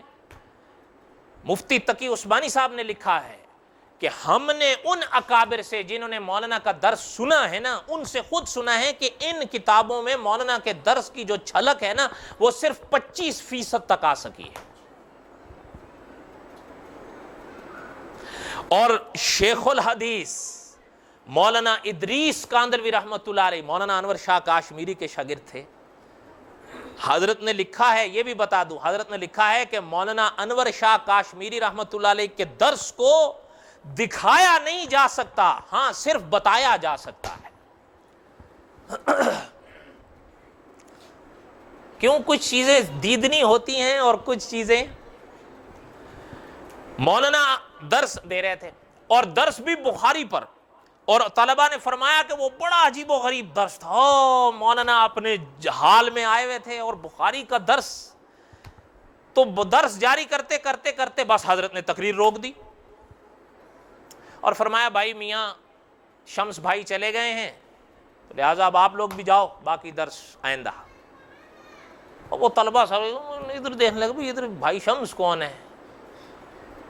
تو ہو کیا گیا تھا کہ سورج غروب ہو گیا تھا، تو شمس سورج کو کہتے ہیں. تو حضرت نے فرمایا بھائی شمس چلا گیا تو لہٰذا آپ لوگ بھی جاؤ. تو حضرت کا ایک مزاج ہوا کرتا تھا. اور پتہ ہے میں نے ابتدا میں یہ بات تو عرض نہیں کی، ابھی یاد آئی ہے مجھے ابتدا میں یاد بھی نہیں آئی. مولانا انور شاہ کاشمیری رحمۃ اللہ علیہ کو جنہوں نے دیکھا ہے نا وہ علماء فرماتے ہیں کہ کوئی شخص حضرت کے چہرے کو نظر بھر کے نہیں دیکھتا تھا، بس ایک ڈر سے کہ کہیں اس چہرے کو نظر نہ لگ جائے. حضرت علماء نے فرمایا ہے کھلی پیشانی، سفید سرخ رنگ اور چہرہ باریش اور آنکھیں موٹی موٹی اور اس پر سفید لباس. اور حضرات فرماتے ہیں جن علماء نے ان سے پڑھا کہ سر پر کبھی سبز پگڑی باندھتے تھے اور کبھی سفید پگڑی باندھتے تھے، بس ایسا لگتا تھا کہ سنت کے لباس میں ایک فرشتہ بیٹھا ہے. حضرت آئے، جلال الدین شمس ان کی طرف سے تھا. اس کا نام اس لیے بتا رہا ہوں کہ آگے ایک بات آئے گی وہ سنیے گا. علماء فرماتے ہیں جب حضرت آئے مفتی شفیع صاحب رحمۃ اللہ علیہ نے اس کٹہرے میں بیان دیا. اب میں وہ تفصیل چھوڑتا ہوں چونکہ مولانا اسیر نے بھی لکھا ہے کہ سب کی نگاہیں انور شاہ کاشمیری پہ اٹکی تھی، حتیٰ کہ جج کی بھی نگاہیں جو اکبر خان صاحب تھے وہ جاننا چاہتے تھے کہ حضرت کیا کہتے ہیں. اور پورے ہند سے لوگ آئے ہوئے تھے کیونکہ یہ اب ایک فردی مقدمہ تو نہیں بنا تھا، اب تو ایک ملکی اور ایک قومی بن گیا تھا. حضرت آئے کٹہرے میں. علماء فرماتے ہیں کہ اکبر خان نے مولانا کو دیکھا. حضرت جب کٹہرے میں آئے ہیں آپ خود سوچئے اس بیماری کے عالم میں، لیکن علماء مورخین مولانا اسیر ادروی نے بھی لکھا ہے کہ جو کٹہرے میں بولے ہیں 5 दिन उस मुकदमे पर बोले हैं। उस हजरत के बयान की तलखीस की गई। तलखीस समझते हैं ना आप? हाँ, तलखीस करके भी वो मुश्किल से 60 सफ़ात में समा सका है। और बड़ी अजीब बात है, उलमा फरमाते हैं कि जब हजरत बोले वहाँ ख़त्म नबुव्वत पर और रद्द मिर्ज़ाइयत पर 5 दिन और 5 मौजू हजरत ने रखे थे। और उलमा फरमाते हैं अकबर खान साहब जो जज थे वो बस मौलाना को देख रहे थे कि मौलाना क्या कह रहे हैं, और बोलते जा रहे हैं, बोलते जा रहे हैं। हजरत फरमाते हैं एक हाल तारी था मौलाना अनवर शाह काश्मीरी पर, और जैसे ही यकीन जानिए, ये बात यहाँ किताबों में नहीं मिलेगी, मैं आपको बता रहा हूँ बावजू बैठा। उलमा फरमाते हैं हजरत कटहरे से बाहर आए तो हजरत ने उसको देखा जो जलालुद्दीन शम्स खड़ा था, जो मिर्जा कायदेनी का दिफा कर रहा था। हजरत ने उसका हाथ पकड़ के कहा, जलालुद्दीन शम्स सुनो, अगर तुम्हारा अब भी यही अकीदा है कि मिर्जा कायदेनी पर तुम्हें कोई शक है, अगर तुम्हें उसके कुफ्र में शक है, उसके कुफ्र में शक है, उसके कुफ्र में शक है, मैं तेरा हाथ पकड़ के कहता हूं एक बार कह दे कि तुझे उसके कुफ्र में शक है, मैं यहां खड़े में तुझे उसे दोज़ख में जलता दिखा दूंगा। उसने हाथ छुड़ा लिया। उलमा फरमाते हैं हाथ छुड़ा के कहने लगा, अगर आप दिखा भी देंगे उसको मुझे जलता हुआ दोज़ख में, मैं कहूंगा ये इस्तिदराज है। क्या है? इस्तिदराज है। इन्नका ला तहदी मन अहबब्ता वलाकिन्नल्लाह यहदी मन यशा। हिदायत के फैसले अल्लाह के यहाँ हैं। यकीन जानिए जो उलमा उस अदालत में मौजूद थे वो कहते हैं खुदा की कसम वो बदबख्त था जलालुद्दीन शम्स, अगर वो उस वक़्त हजरत को कह देता, हजरत उस हाल और मकाम में उतरे हुए थे कि मिर्जा कायदेनी को रोशन दोज़ख में दिखा देते।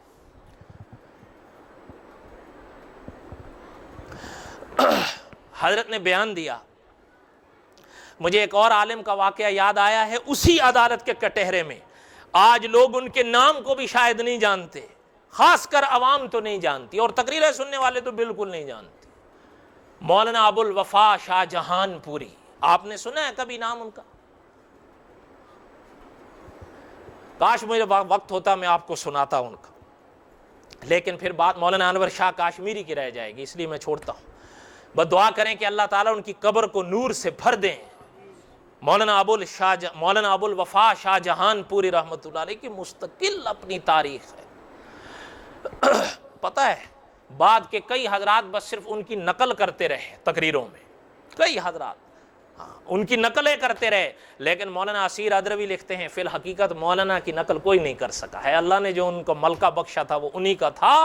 लेकिन मैं एक बात कह नहीं सकता अब कहे बगैर, वो वक्त जिनके पास दुनिया खड़ी होती थी मौलाना अबुल शाहजहां को सिर्फ हाथों हाथ सुनने के लिए, असर में सीरतुन नबी पर बहुत उम्दा बोलते थे, बेमिसाल बोलते थे। हत्ता कि मौलाना असीर ने लिखा है अगर हिंद में कहीं भी सीरतुन नबी का जलसा होता था, कोई जलसा मौलाना अबुल वफा शाहजहानपुरी के बगैर बेरौनक समझा जाता था। उसके बावजूद जब इस कमज़ोर खातून का ख़त इनकी तरफ से गया कि हज़रत ये मौका है, कोई ऐसा चाहिए कि जो कटहरे में बेमिसाल बोल सके। क्यों? मौलाना अनवर शाह काश्मीरी रहमतुल्लाह अलैह की गुफ्तगू इल्मी है, हर शख्स तो नहीं समझ सकेगा हज़रत की बातों को, ये इश्काल तो आता था ना। अब हज़रत ये मसरूफियात, लेकिन यकीन जानिए हर चीज़ तक दी। वहाँ से सीधा बहावलपुर आए, और बहावलपुर में आने के बाद पूरा 1.5 साल इस एक मुकदमे पर काम किया। कहाँ हैं लोग जो उनको जिक्र करने वाले हैं? कोई नहीं है। अब बस हर आदमी अपनी जगह एक अल्लामा फ़हामा बना हुआ है, बस ठीक है, जो जाए किताब पढ़ ली फारिग हैं। भाई क्या ज़रूरत है ज़्यादा पढ़ने की। बल्कि उस दिन तो मैं हैरान हूँ, एक मौलवी साहब यहाँ बैठ के मेरे सामने कह रहे थे जहाँ उलमा होते हैं ना वहाँ शुकूक शुबात और ख़यालात ऐसे ही होते हैं। इन्ना लिल्लाहि व इन्ना इलैहि राजिऊन। जब आप मौलवी हजरात का भी ये नज़रिया है तो आवाम तो फिर अल्लाह ही हाफिज़ है भाई। हालांकि अगर कभी तवज्जो करो, आप कुछ बातें कहने की नहीं होती हैं, फितरत छुपती नहीं है अकबर। ये गौर से सुनिएगा, तरकीब व तकल्लुफ लाख करो, फितरत छुपती नहीं है अकबर। जो मिट्टी है वो मिट्टी है, जो सोना है वो सोना है। अगर आप तमीज़ नहीं कर सकते, हम नहीं कर सकते, तो हमारा कसूर है। سید انور شاہ کاشمیری رحمۃ اللہ علیہ باہر نکلے عدالت سے، 2 سال مزید مقدمہ لے گیا اور حضرت کی زندگی ختم ہو گئی۔ اور پتہ ہے حضرت جب واپس جانے لگے دیوبند، یہ چیز آپ کو کتابوں میں نہیں ملے گی، میں سچ کہہ رہا ہوں، جہاں تک مجھے تو نہیں ملی، کہ آپ کو ملے تو مجھے دکھا دینا۔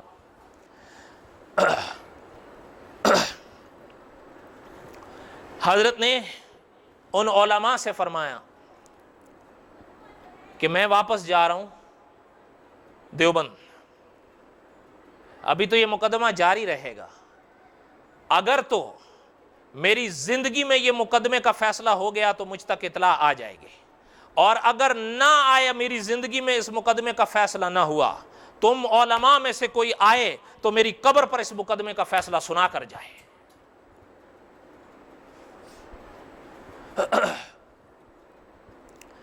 مفتی محمود حسن صاحب رحمۃ اللہ علیہ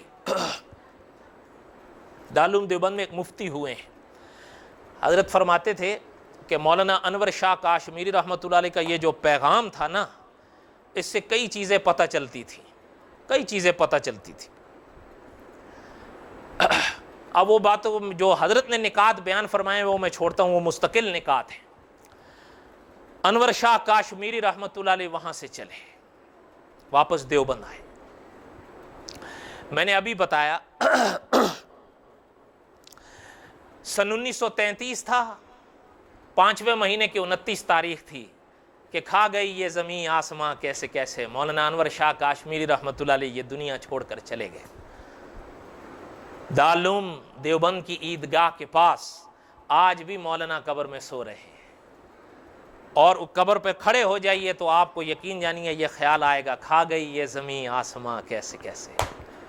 آپ تو نہیں جانتے، علامہ سید سلیمان ندوی رحمۃ اللہ علیہ کے الفاظ تھے کہ یہ جو انور شاہ کاشمیری تھے رحمۃ اللہ علیہ، حضرت فرماتے تھے ان کی مثال ایک دریا کی سی ہے جو اوپر سے تو خاموش ہے لیکن اندر سے موتیوں سے لبریز ہے۔ پتہ ہے مولانا ارشد مدنی ابھی تشریف لائے تھے نا، ان کے والد محترم شیخ العرب والعجم مولانا حسین احمد مدنی رحمۃ اللہ علیہ، حضرت جب تعزیت کے لیے مولانا انور شاہ کاشمیری رحمۃ اللہ علیہ کی مجلس میں تشریف لائے تھے، حضرت کے بڑے عجیب الفاظ تھے۔ حضرت نے فرمایا کہ میں نے حجاز دیکھا، میں نے مصر دیکھا، میں نے شام دیکھا، میں نے ہند دیکھا، میں نے بڑے بڑے علماء دیکھے ہیں، ان سے علمی گفتگویں بھی کی ہیں، لیکن فی الحقیقت انور شاہ کاشمیری کی کوئی مثال میں نے نہیں دیکھی ہے۔ ابھی میں نے ذکر کیا شیخ الاسلام علامہ شبیر احمد عثمانی رحمۃ اللہ علیہ، اور وقت کے علامہ مولانا دین پوری رحمۃ اللہ علیہ فرماتے تھے کہ علامہ انور شاہ کاشمیری رحمۃ اللہ علیہ کے بارے میں علامہ شبیر احمد عثمانی رحمۃ اللہ علیہ ایک بڑی عجیب بات فرماتے تھے کہ اگر کوئی مجھ سے کہے کہ شبیر احمد رحمہ اللہ، آپ نے علامہ ابن تیمیہ کو دیکھا ہے، آپ نے علامہ ابن القیم کو دیکھا ہے، آپ نے علامہ ابن جوزی کو دیکھا ہے، تو کہ حضرت فرماتے تھے میں اس سے کہوں گا ہاں بھائی بالکل دیکھا ہے، مگر بصورت انور شاہ دیکھا ہے، سب کو اسے ایک ہی میں بند دیکھا ہے۔ فوت ہوئے، میں نے ابھی عرض کیا کہ وہ مقدمہ کتنے سال مزید چلا۔ ہاں اب میں آپ کو وہ فیصلہ سناتا ہوں، اور فیصلہ سنا کے میں آپ کو حضرت کے بارے میں یہ بات جو حضرت پیغام دے کر گئے تھے نا کہ میری قبر پر آ کر وہ مقدمہ سنانا، سنو میں آپ کو وہ مقدمہ سنا دوں تاکہ یہ بات پوری ہو جائے۔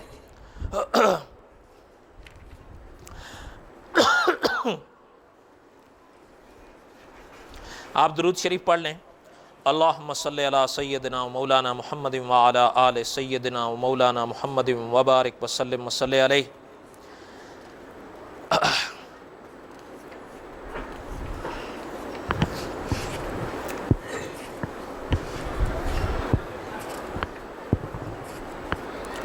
میں نے تو کئی چیزیں ترتیب دی تھیں، بہرحال وقت تو اسی میں ہی گزر گیا، تو آخری چیز سنا دیتا ہوں تاکہ یہ بات پوری ہو جائے. لا الہ الا اللہ. عدالت میں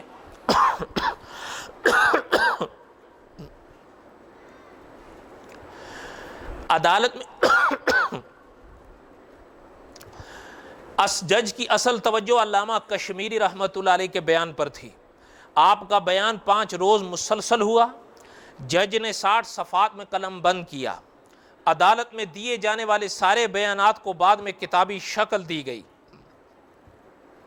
حقیقت یہ ہے کہ نہ صرف رد مرزائیت کے لیے بلکہ اسلام اور ایمان اور کفر اور ارتداد کی پوری حقیقت سمجھنے کے لیے یہ بیان ایک روشن آئینہ تھا. اچھا، اب سوال پیدا ہوتا ہے کہ مقدمے کا کیا ہوا. اس کی پوری تفصیل سے واقفیت حضرت لکھتے ہیں اس وقت ہوگی جب مفصل فیصلہ پڑھا جائے جو عدالت کی طرف سے 7 فروری سن 1935 کو دیا گیا. مولانا انور شاہ کاشمیری رحمۃ اللہ علیہ کی وفات کب ہوئی؟ سن 1933 5واں مہینہ 29 تاریخ. اور فیصلہ کب دیا گیا؟ یعنی تقریباً 2 سال کے بعد. اچھا، حضرت لکھتے ہیں کہ اسی زمانے میں وہ مقدمہ اردو ترجمے کر کے شائع کر دیا گیا تھا اور وہ مقدمہ 152 صفحات میں چھپا تھا. اس کا خلاصہ سنیے. جب عدالت نے عائشہ خاتون کے حق میں فیصلہ سنایا تو فوراً اس کی نقل لے کر اردو ترجمہ کیا گیا. پتہ چل رہا ہے کہ فیصلہ کس کے حق میں جج نے کیا. اچھا، اب تھوڑی سی اس کی عبارت بھی سنیے. وہ لکھتے ہیں کہ عائشہ خاتون کی طرف سے شہادت کے لیے حضرت شیخ الاسلام مولانا محمد انور شاہ صاحب اور حضرت مولانا سید مرتضیٰ حسن صاحب چاند پوری، مولانا نجم الدین صاحب پروفیسر اورینٹل کالج لاہور، مفتی محمد شفیع صاحب دارالعلوم دیوبند کے مفتی، یہ حضرات پیش ہوئے. خوش نصیبی تھی ان خاتون کی، اخلاص ہو تو نتیجے ایسے ہی ہوتے ہیں. فرمایا حضرت شاہ صاحب کی تشریف آوری نے تمام ہندوستان کے مسلمانوں کی توجہ کے لیے جذب مقناطیسی کا کام کیا. اسلامی ہند میں اس مقدمے کو غیر فانی شہرت حاصل ہوئی. علماء اکرام نے اپنی اپنی شہادتوں میں علم کے دریا بہائے اور فرقہ مرزائیہ کا کفر روز روشن کی طرح ظاہر کر دیا. مخالف فریق کی جرح کہ نہایت مسقط جواب دیے. کیوں؟ جرے وہ بھی تو کرتے تھے نا، تو اس کے بھی جوابات، اور میں یقین جانیے اس کے جوابات وہی ابو الوفا شاہ جہان پوری دیا کرتے تھے.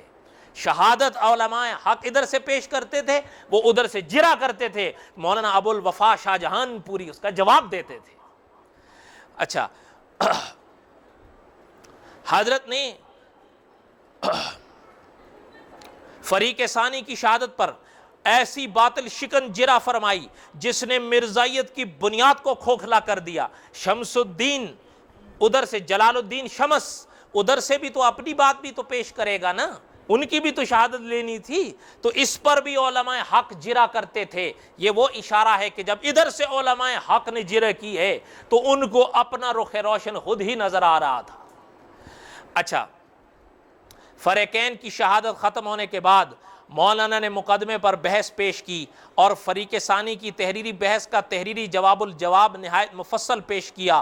کامل 2 سال کی تحقیق کے بعد عالی جناب جج صاحب نے اس تاریخی مقدمے کا فیصلہ 7 فروری سن 1935 عیسوی کو بحق عائشہ خاتون سنایا. یہ فیصلہ اپنی جامعیت اور قوت استدلال کے لحاظ سے یقیناً بے مثال تھا. مسلمانان ہند کی بہرہ اندوزی کی خاطر فیصلے کو کتابی شکل میں شائع کیا جا رہا ہے. در حقیقت یہ مواد مقدمے کی 3ری جلد ہے. آپ ذرا غور سے سنیے گا کہ فیصلہ کن کے حق میں ہوا؟ فیصلہ کن کے حق میں ہوا؟ جج صاحب نے فیصلہ کیا کہ وہ شخص جب ختم نبوت کا انکار کر کے قائدیانی ہوا ہے تو اب کوئی مسلمان لڑکی اس کے نکاح میں باقی نہیں رہ گئی. اس کو بھی تھوڑا سا سن لیں آپ. 5 दिनों तक अल्लामा कश्मीरी रहमतुल्लाह अलैह के खारिज मिर्जाइयों के खारिज अज इस्लाम और इनके मुर्तद होने पर दलाइल देते रहे। कौन कौन? अच्छा, जिन दिनों अल्लामा कश्मीरी रहमतुल्लाह अलैह का अदालत में बयान चल रहा था, रिपोर्टों से मालूम होता है कि उन दिनों अतराफ व जवानिब के उलमा, रुआसा, उमरा से तमाशाइयों की गैलरी भर जाती थी। कुछ ऐसा महसूस होता था कि जज साहब भी अल्लामा के दलाइल के इस्तेहकाम और आपके इल्म का अंदाज़ा कर रहे थे, मरऊब हो रहे थे। जैसा कि सुना गया है कि जज ने कहा कि फैसला अल्लामा कश्मीरी के बयान पर मुनस्सर है। चूँकि कायदानी वकीलों इनके दलाइल का जवाब, कायदानी वकला अल्लामा कश्मीरी रहमतुल्लाह अलैह के दलाइल का जवाब नहीं दे सके, इसलिए अदालत ने फैसला किया कि खातून आयशा हक बजानिब हैं और इनको इस्लामी उसूलों के मुताबिक फस्ख़ निकाह का इख्तियार हासिल है। आयशा खातून मुसलमान हैं और कायदानियत इस्लाम के ख़िलाफ़ एक दूसरा मज़हब है। किसी मुसलमान औरत का निकाह गैर मुस्लिम से नहीं हो सकता है, इसलिए ज़ौजैन में तफरीक की जाती है और आयशा खातून को शरीयत की रूह से ये हक है कि वो अपना दूसरा निकाह कर ले।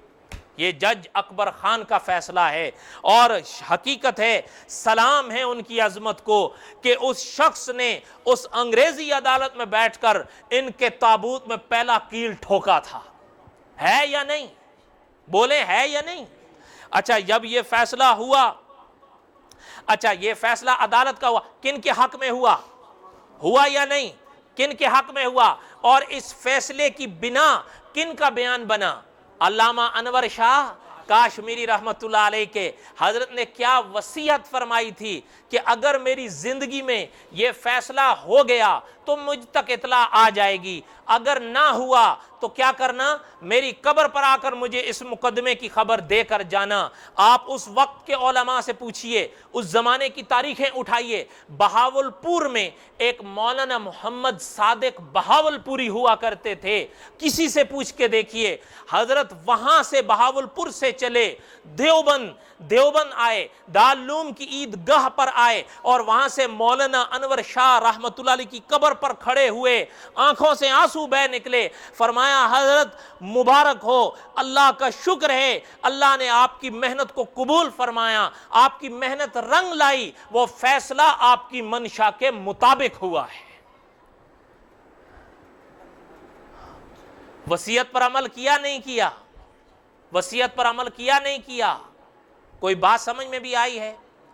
अच्छा, अब हकीकत कुछ आपके पल्ले पड़ी है कि ये होते हैं उलमाए हक। क्या होते हैं? उलमाए हक। सबको एक लाठी से नहीं हांको, सबको एक लाठी से नहीं हांको कि जहां उलमा होते हैं वहां फितने होते हैं। नहीं, जहां उलमा नहीं होते वहां फितने होते हैं। नहीं समझ में आ रही है बात? तरकीब व तकल्लुफ तो लाख करो, फितरत छुपती नहीं है अकबर। जो मिट्टी है वो मिट्टी है, जो सोना है वो सोना है। कैसे आप कह सकते हैं? आप उस्ताजुल उलमा अल्लामा खालिद महमूद साहब का वो बयान उठाकर सुन ले, जिसमें हजरत ने खुद फरमाया कि यूरोप में एक साहब गए तकरीर करने के लिए। उनसे एक आदमी ने एक मसला पूछा कि मुझे तवाफ करते हुए दुआएं नहीं आती, क्या करूं? अल्लामा साहब ने खुद वो वाक़या सुनाया कि मौलवी साहब उनको यूरोप में बैठे हुए कहते हैं कि तवाफ में दुआ नहीं आती तो कोई बात नहीं, जब तवाफ का तू पहला चक्कर करे बस शुरू हो जाए और वहाबियों को गालियां देता रहे, बस कबूल है। उन्होंने कहा, हज़रत मेरा ये क्या कह रहे हैं आप, तवाफ और गाली, मेरा तवाफ कबूल हो जाएगा, मैं बख्शा जाऊंगा। उसने आगे से कहा कि जी तू क्या, तेरे तो अगले भी बख्शे जाएंगे अल्लाह के बंदे, तो तू वहाबियों को गाली दे रहा है, कोई मजाक थोड़ी है। बात यह है, तरकीब व तकल्लुफ लाख करो, फितरत छुपती नहीं है अकबर। जो मिट्टी है वो मिट्टी है, जो सोना है वो सोना है। आज भी क्या हमें उलमाए हक, हम लुकमे यहाँ तो नहीं ढोंसते हैं, इधर डालते हैं, तो उलमाए हक समझ में नहीं आ रहे अभी भी। यहां पर भी अल्हम्दुलिल्लाह इस जजीरे में भी छायवान की मस्जिद में हजरत शेख मक्की साहब तशरीफ लाए थे। ये सन 1996 का वाक़या है। اور پہلی بار قاری عبدالحی عابد صاحب مرحوم تشریف لائے تھے۔ چھائیوان کی اس مسجد میں قاری عبدالحی عابد صاحب رحمۃ اللہ علیہ اور حضرت شیخ مکی صاحب کی اکٹھے تقریر تھی۔ تو تقریر کے دوران حضرت شیخ مکی صاحب ابھی بیان شروع نہیں ہوا تھا، قاری صاحب نیچے تشریف فرما تھے، ایک صاحب نے نعرہ لگایا علماء حق، اس کا جواب کیا ہے؟ زندہ باد۔ ایک صاحب نے پھر نعرہ لگایا علماء حق زندہ باد، پھر نعرہ لگایا علماء حق زندہ باد۔ قاری عبدالحی عابد صاحب رحمۃ اللہ علیہ نے اس مسجد کے دامن میں بیٹھ کر یہ بات کہی، یہ نعرہ لگایا علماء دیوبند، اس کا جواب کیا ہے؟ علماء دیوبند، اس کا جواب کیا ہے؟ پھر علماء دیوبند۔ اب اس موقع پر قاری عبدالحی عابد صاحب نے فرمایا علماء حق ہیں ہی علماء دیوبند۔ اب اس کے بعد فیصلے خود کر لو، ادھر ٹھونستے تو نہیں ہو نا، ادھر ٹھونستے ہیں ہم سب، یہ ٹھونسنا آتا ہے لیکن یہ بات سمجھ میں کہ جی پتہ ہی نہیں چل رہا ہے کہ یہ صحیح کہہ رہا ہے وہ صحیح کہہ رہا ہے، ابھی بھی سمجھ میں نہیں آ رہا ہے کہ کیا سچ ہے کیا جھوٹ ہے۔ کوئی بات سمجھ میں آ رہی ہے؟ دعا کیا کریں ہمیشہ اللہ سے کہ اللہ تعالیٰ صحیح عقیدہ اور صحیح علماء نصیب فرمائیں۔ حضور صلی اللہ علیہ وسلم نے فرمایا العلماء ورثۃ الانبیاء، ان ابراہیم کان امتن کی جو آیت پڑھی تھی، آپ خود اندازہ لگائیں یہ کام تھا یا نہیں تھا جو مولانا انور شاہ کاشمیری کر گئے۔ غور کرنے کی بات ہے، یہ شاگردوں کی سید عطا اللہ شاہ بخاری رحمۃ اللہ علیہ کے ہاتھ پر بیعت کر کر امیر شریعت کا لقب دے کر اس راہ پر چلایا کہ عقیدہ ختم نبوت کا دفاع کرو۔ خود ایک شاگرد تیار کیے مولانا محمد چراغ صاحب، آپ نے نام سنا ہے کبھی؟ یہ گجرانوالا کے تھے، کبھی گجرانوالا حضرات سے پوچھے، او علم معقول منقول کے وہ چوٹی کے عالم تھے۔ ٹھیک ہے، آگے سنیے گا آپ بات کو۔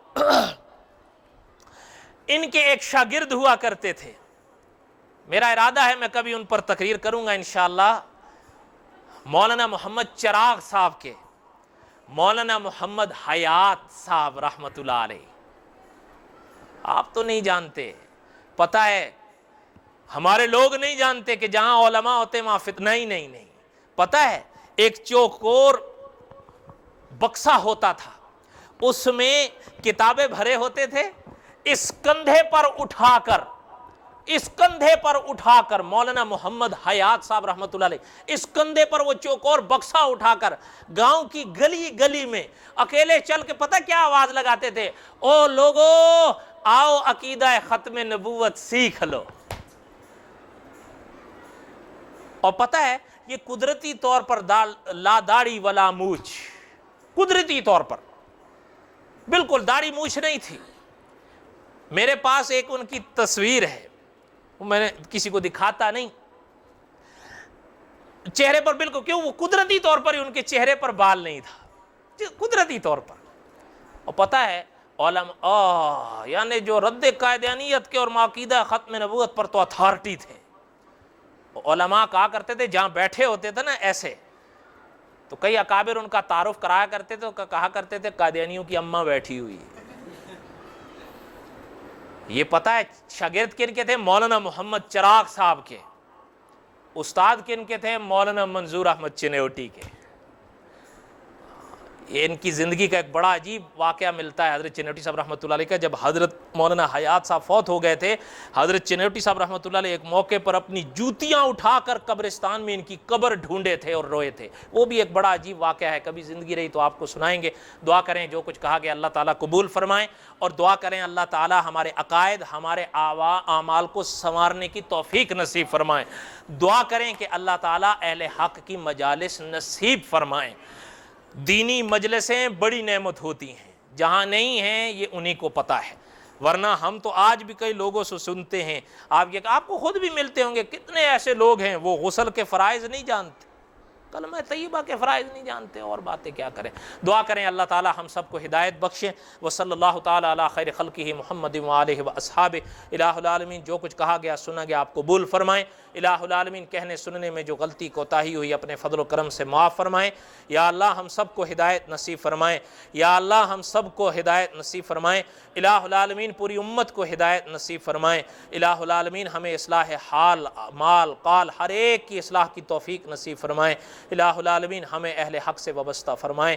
وصلی اللہ تعالی علی خیر خلقہ محمد و آلہ و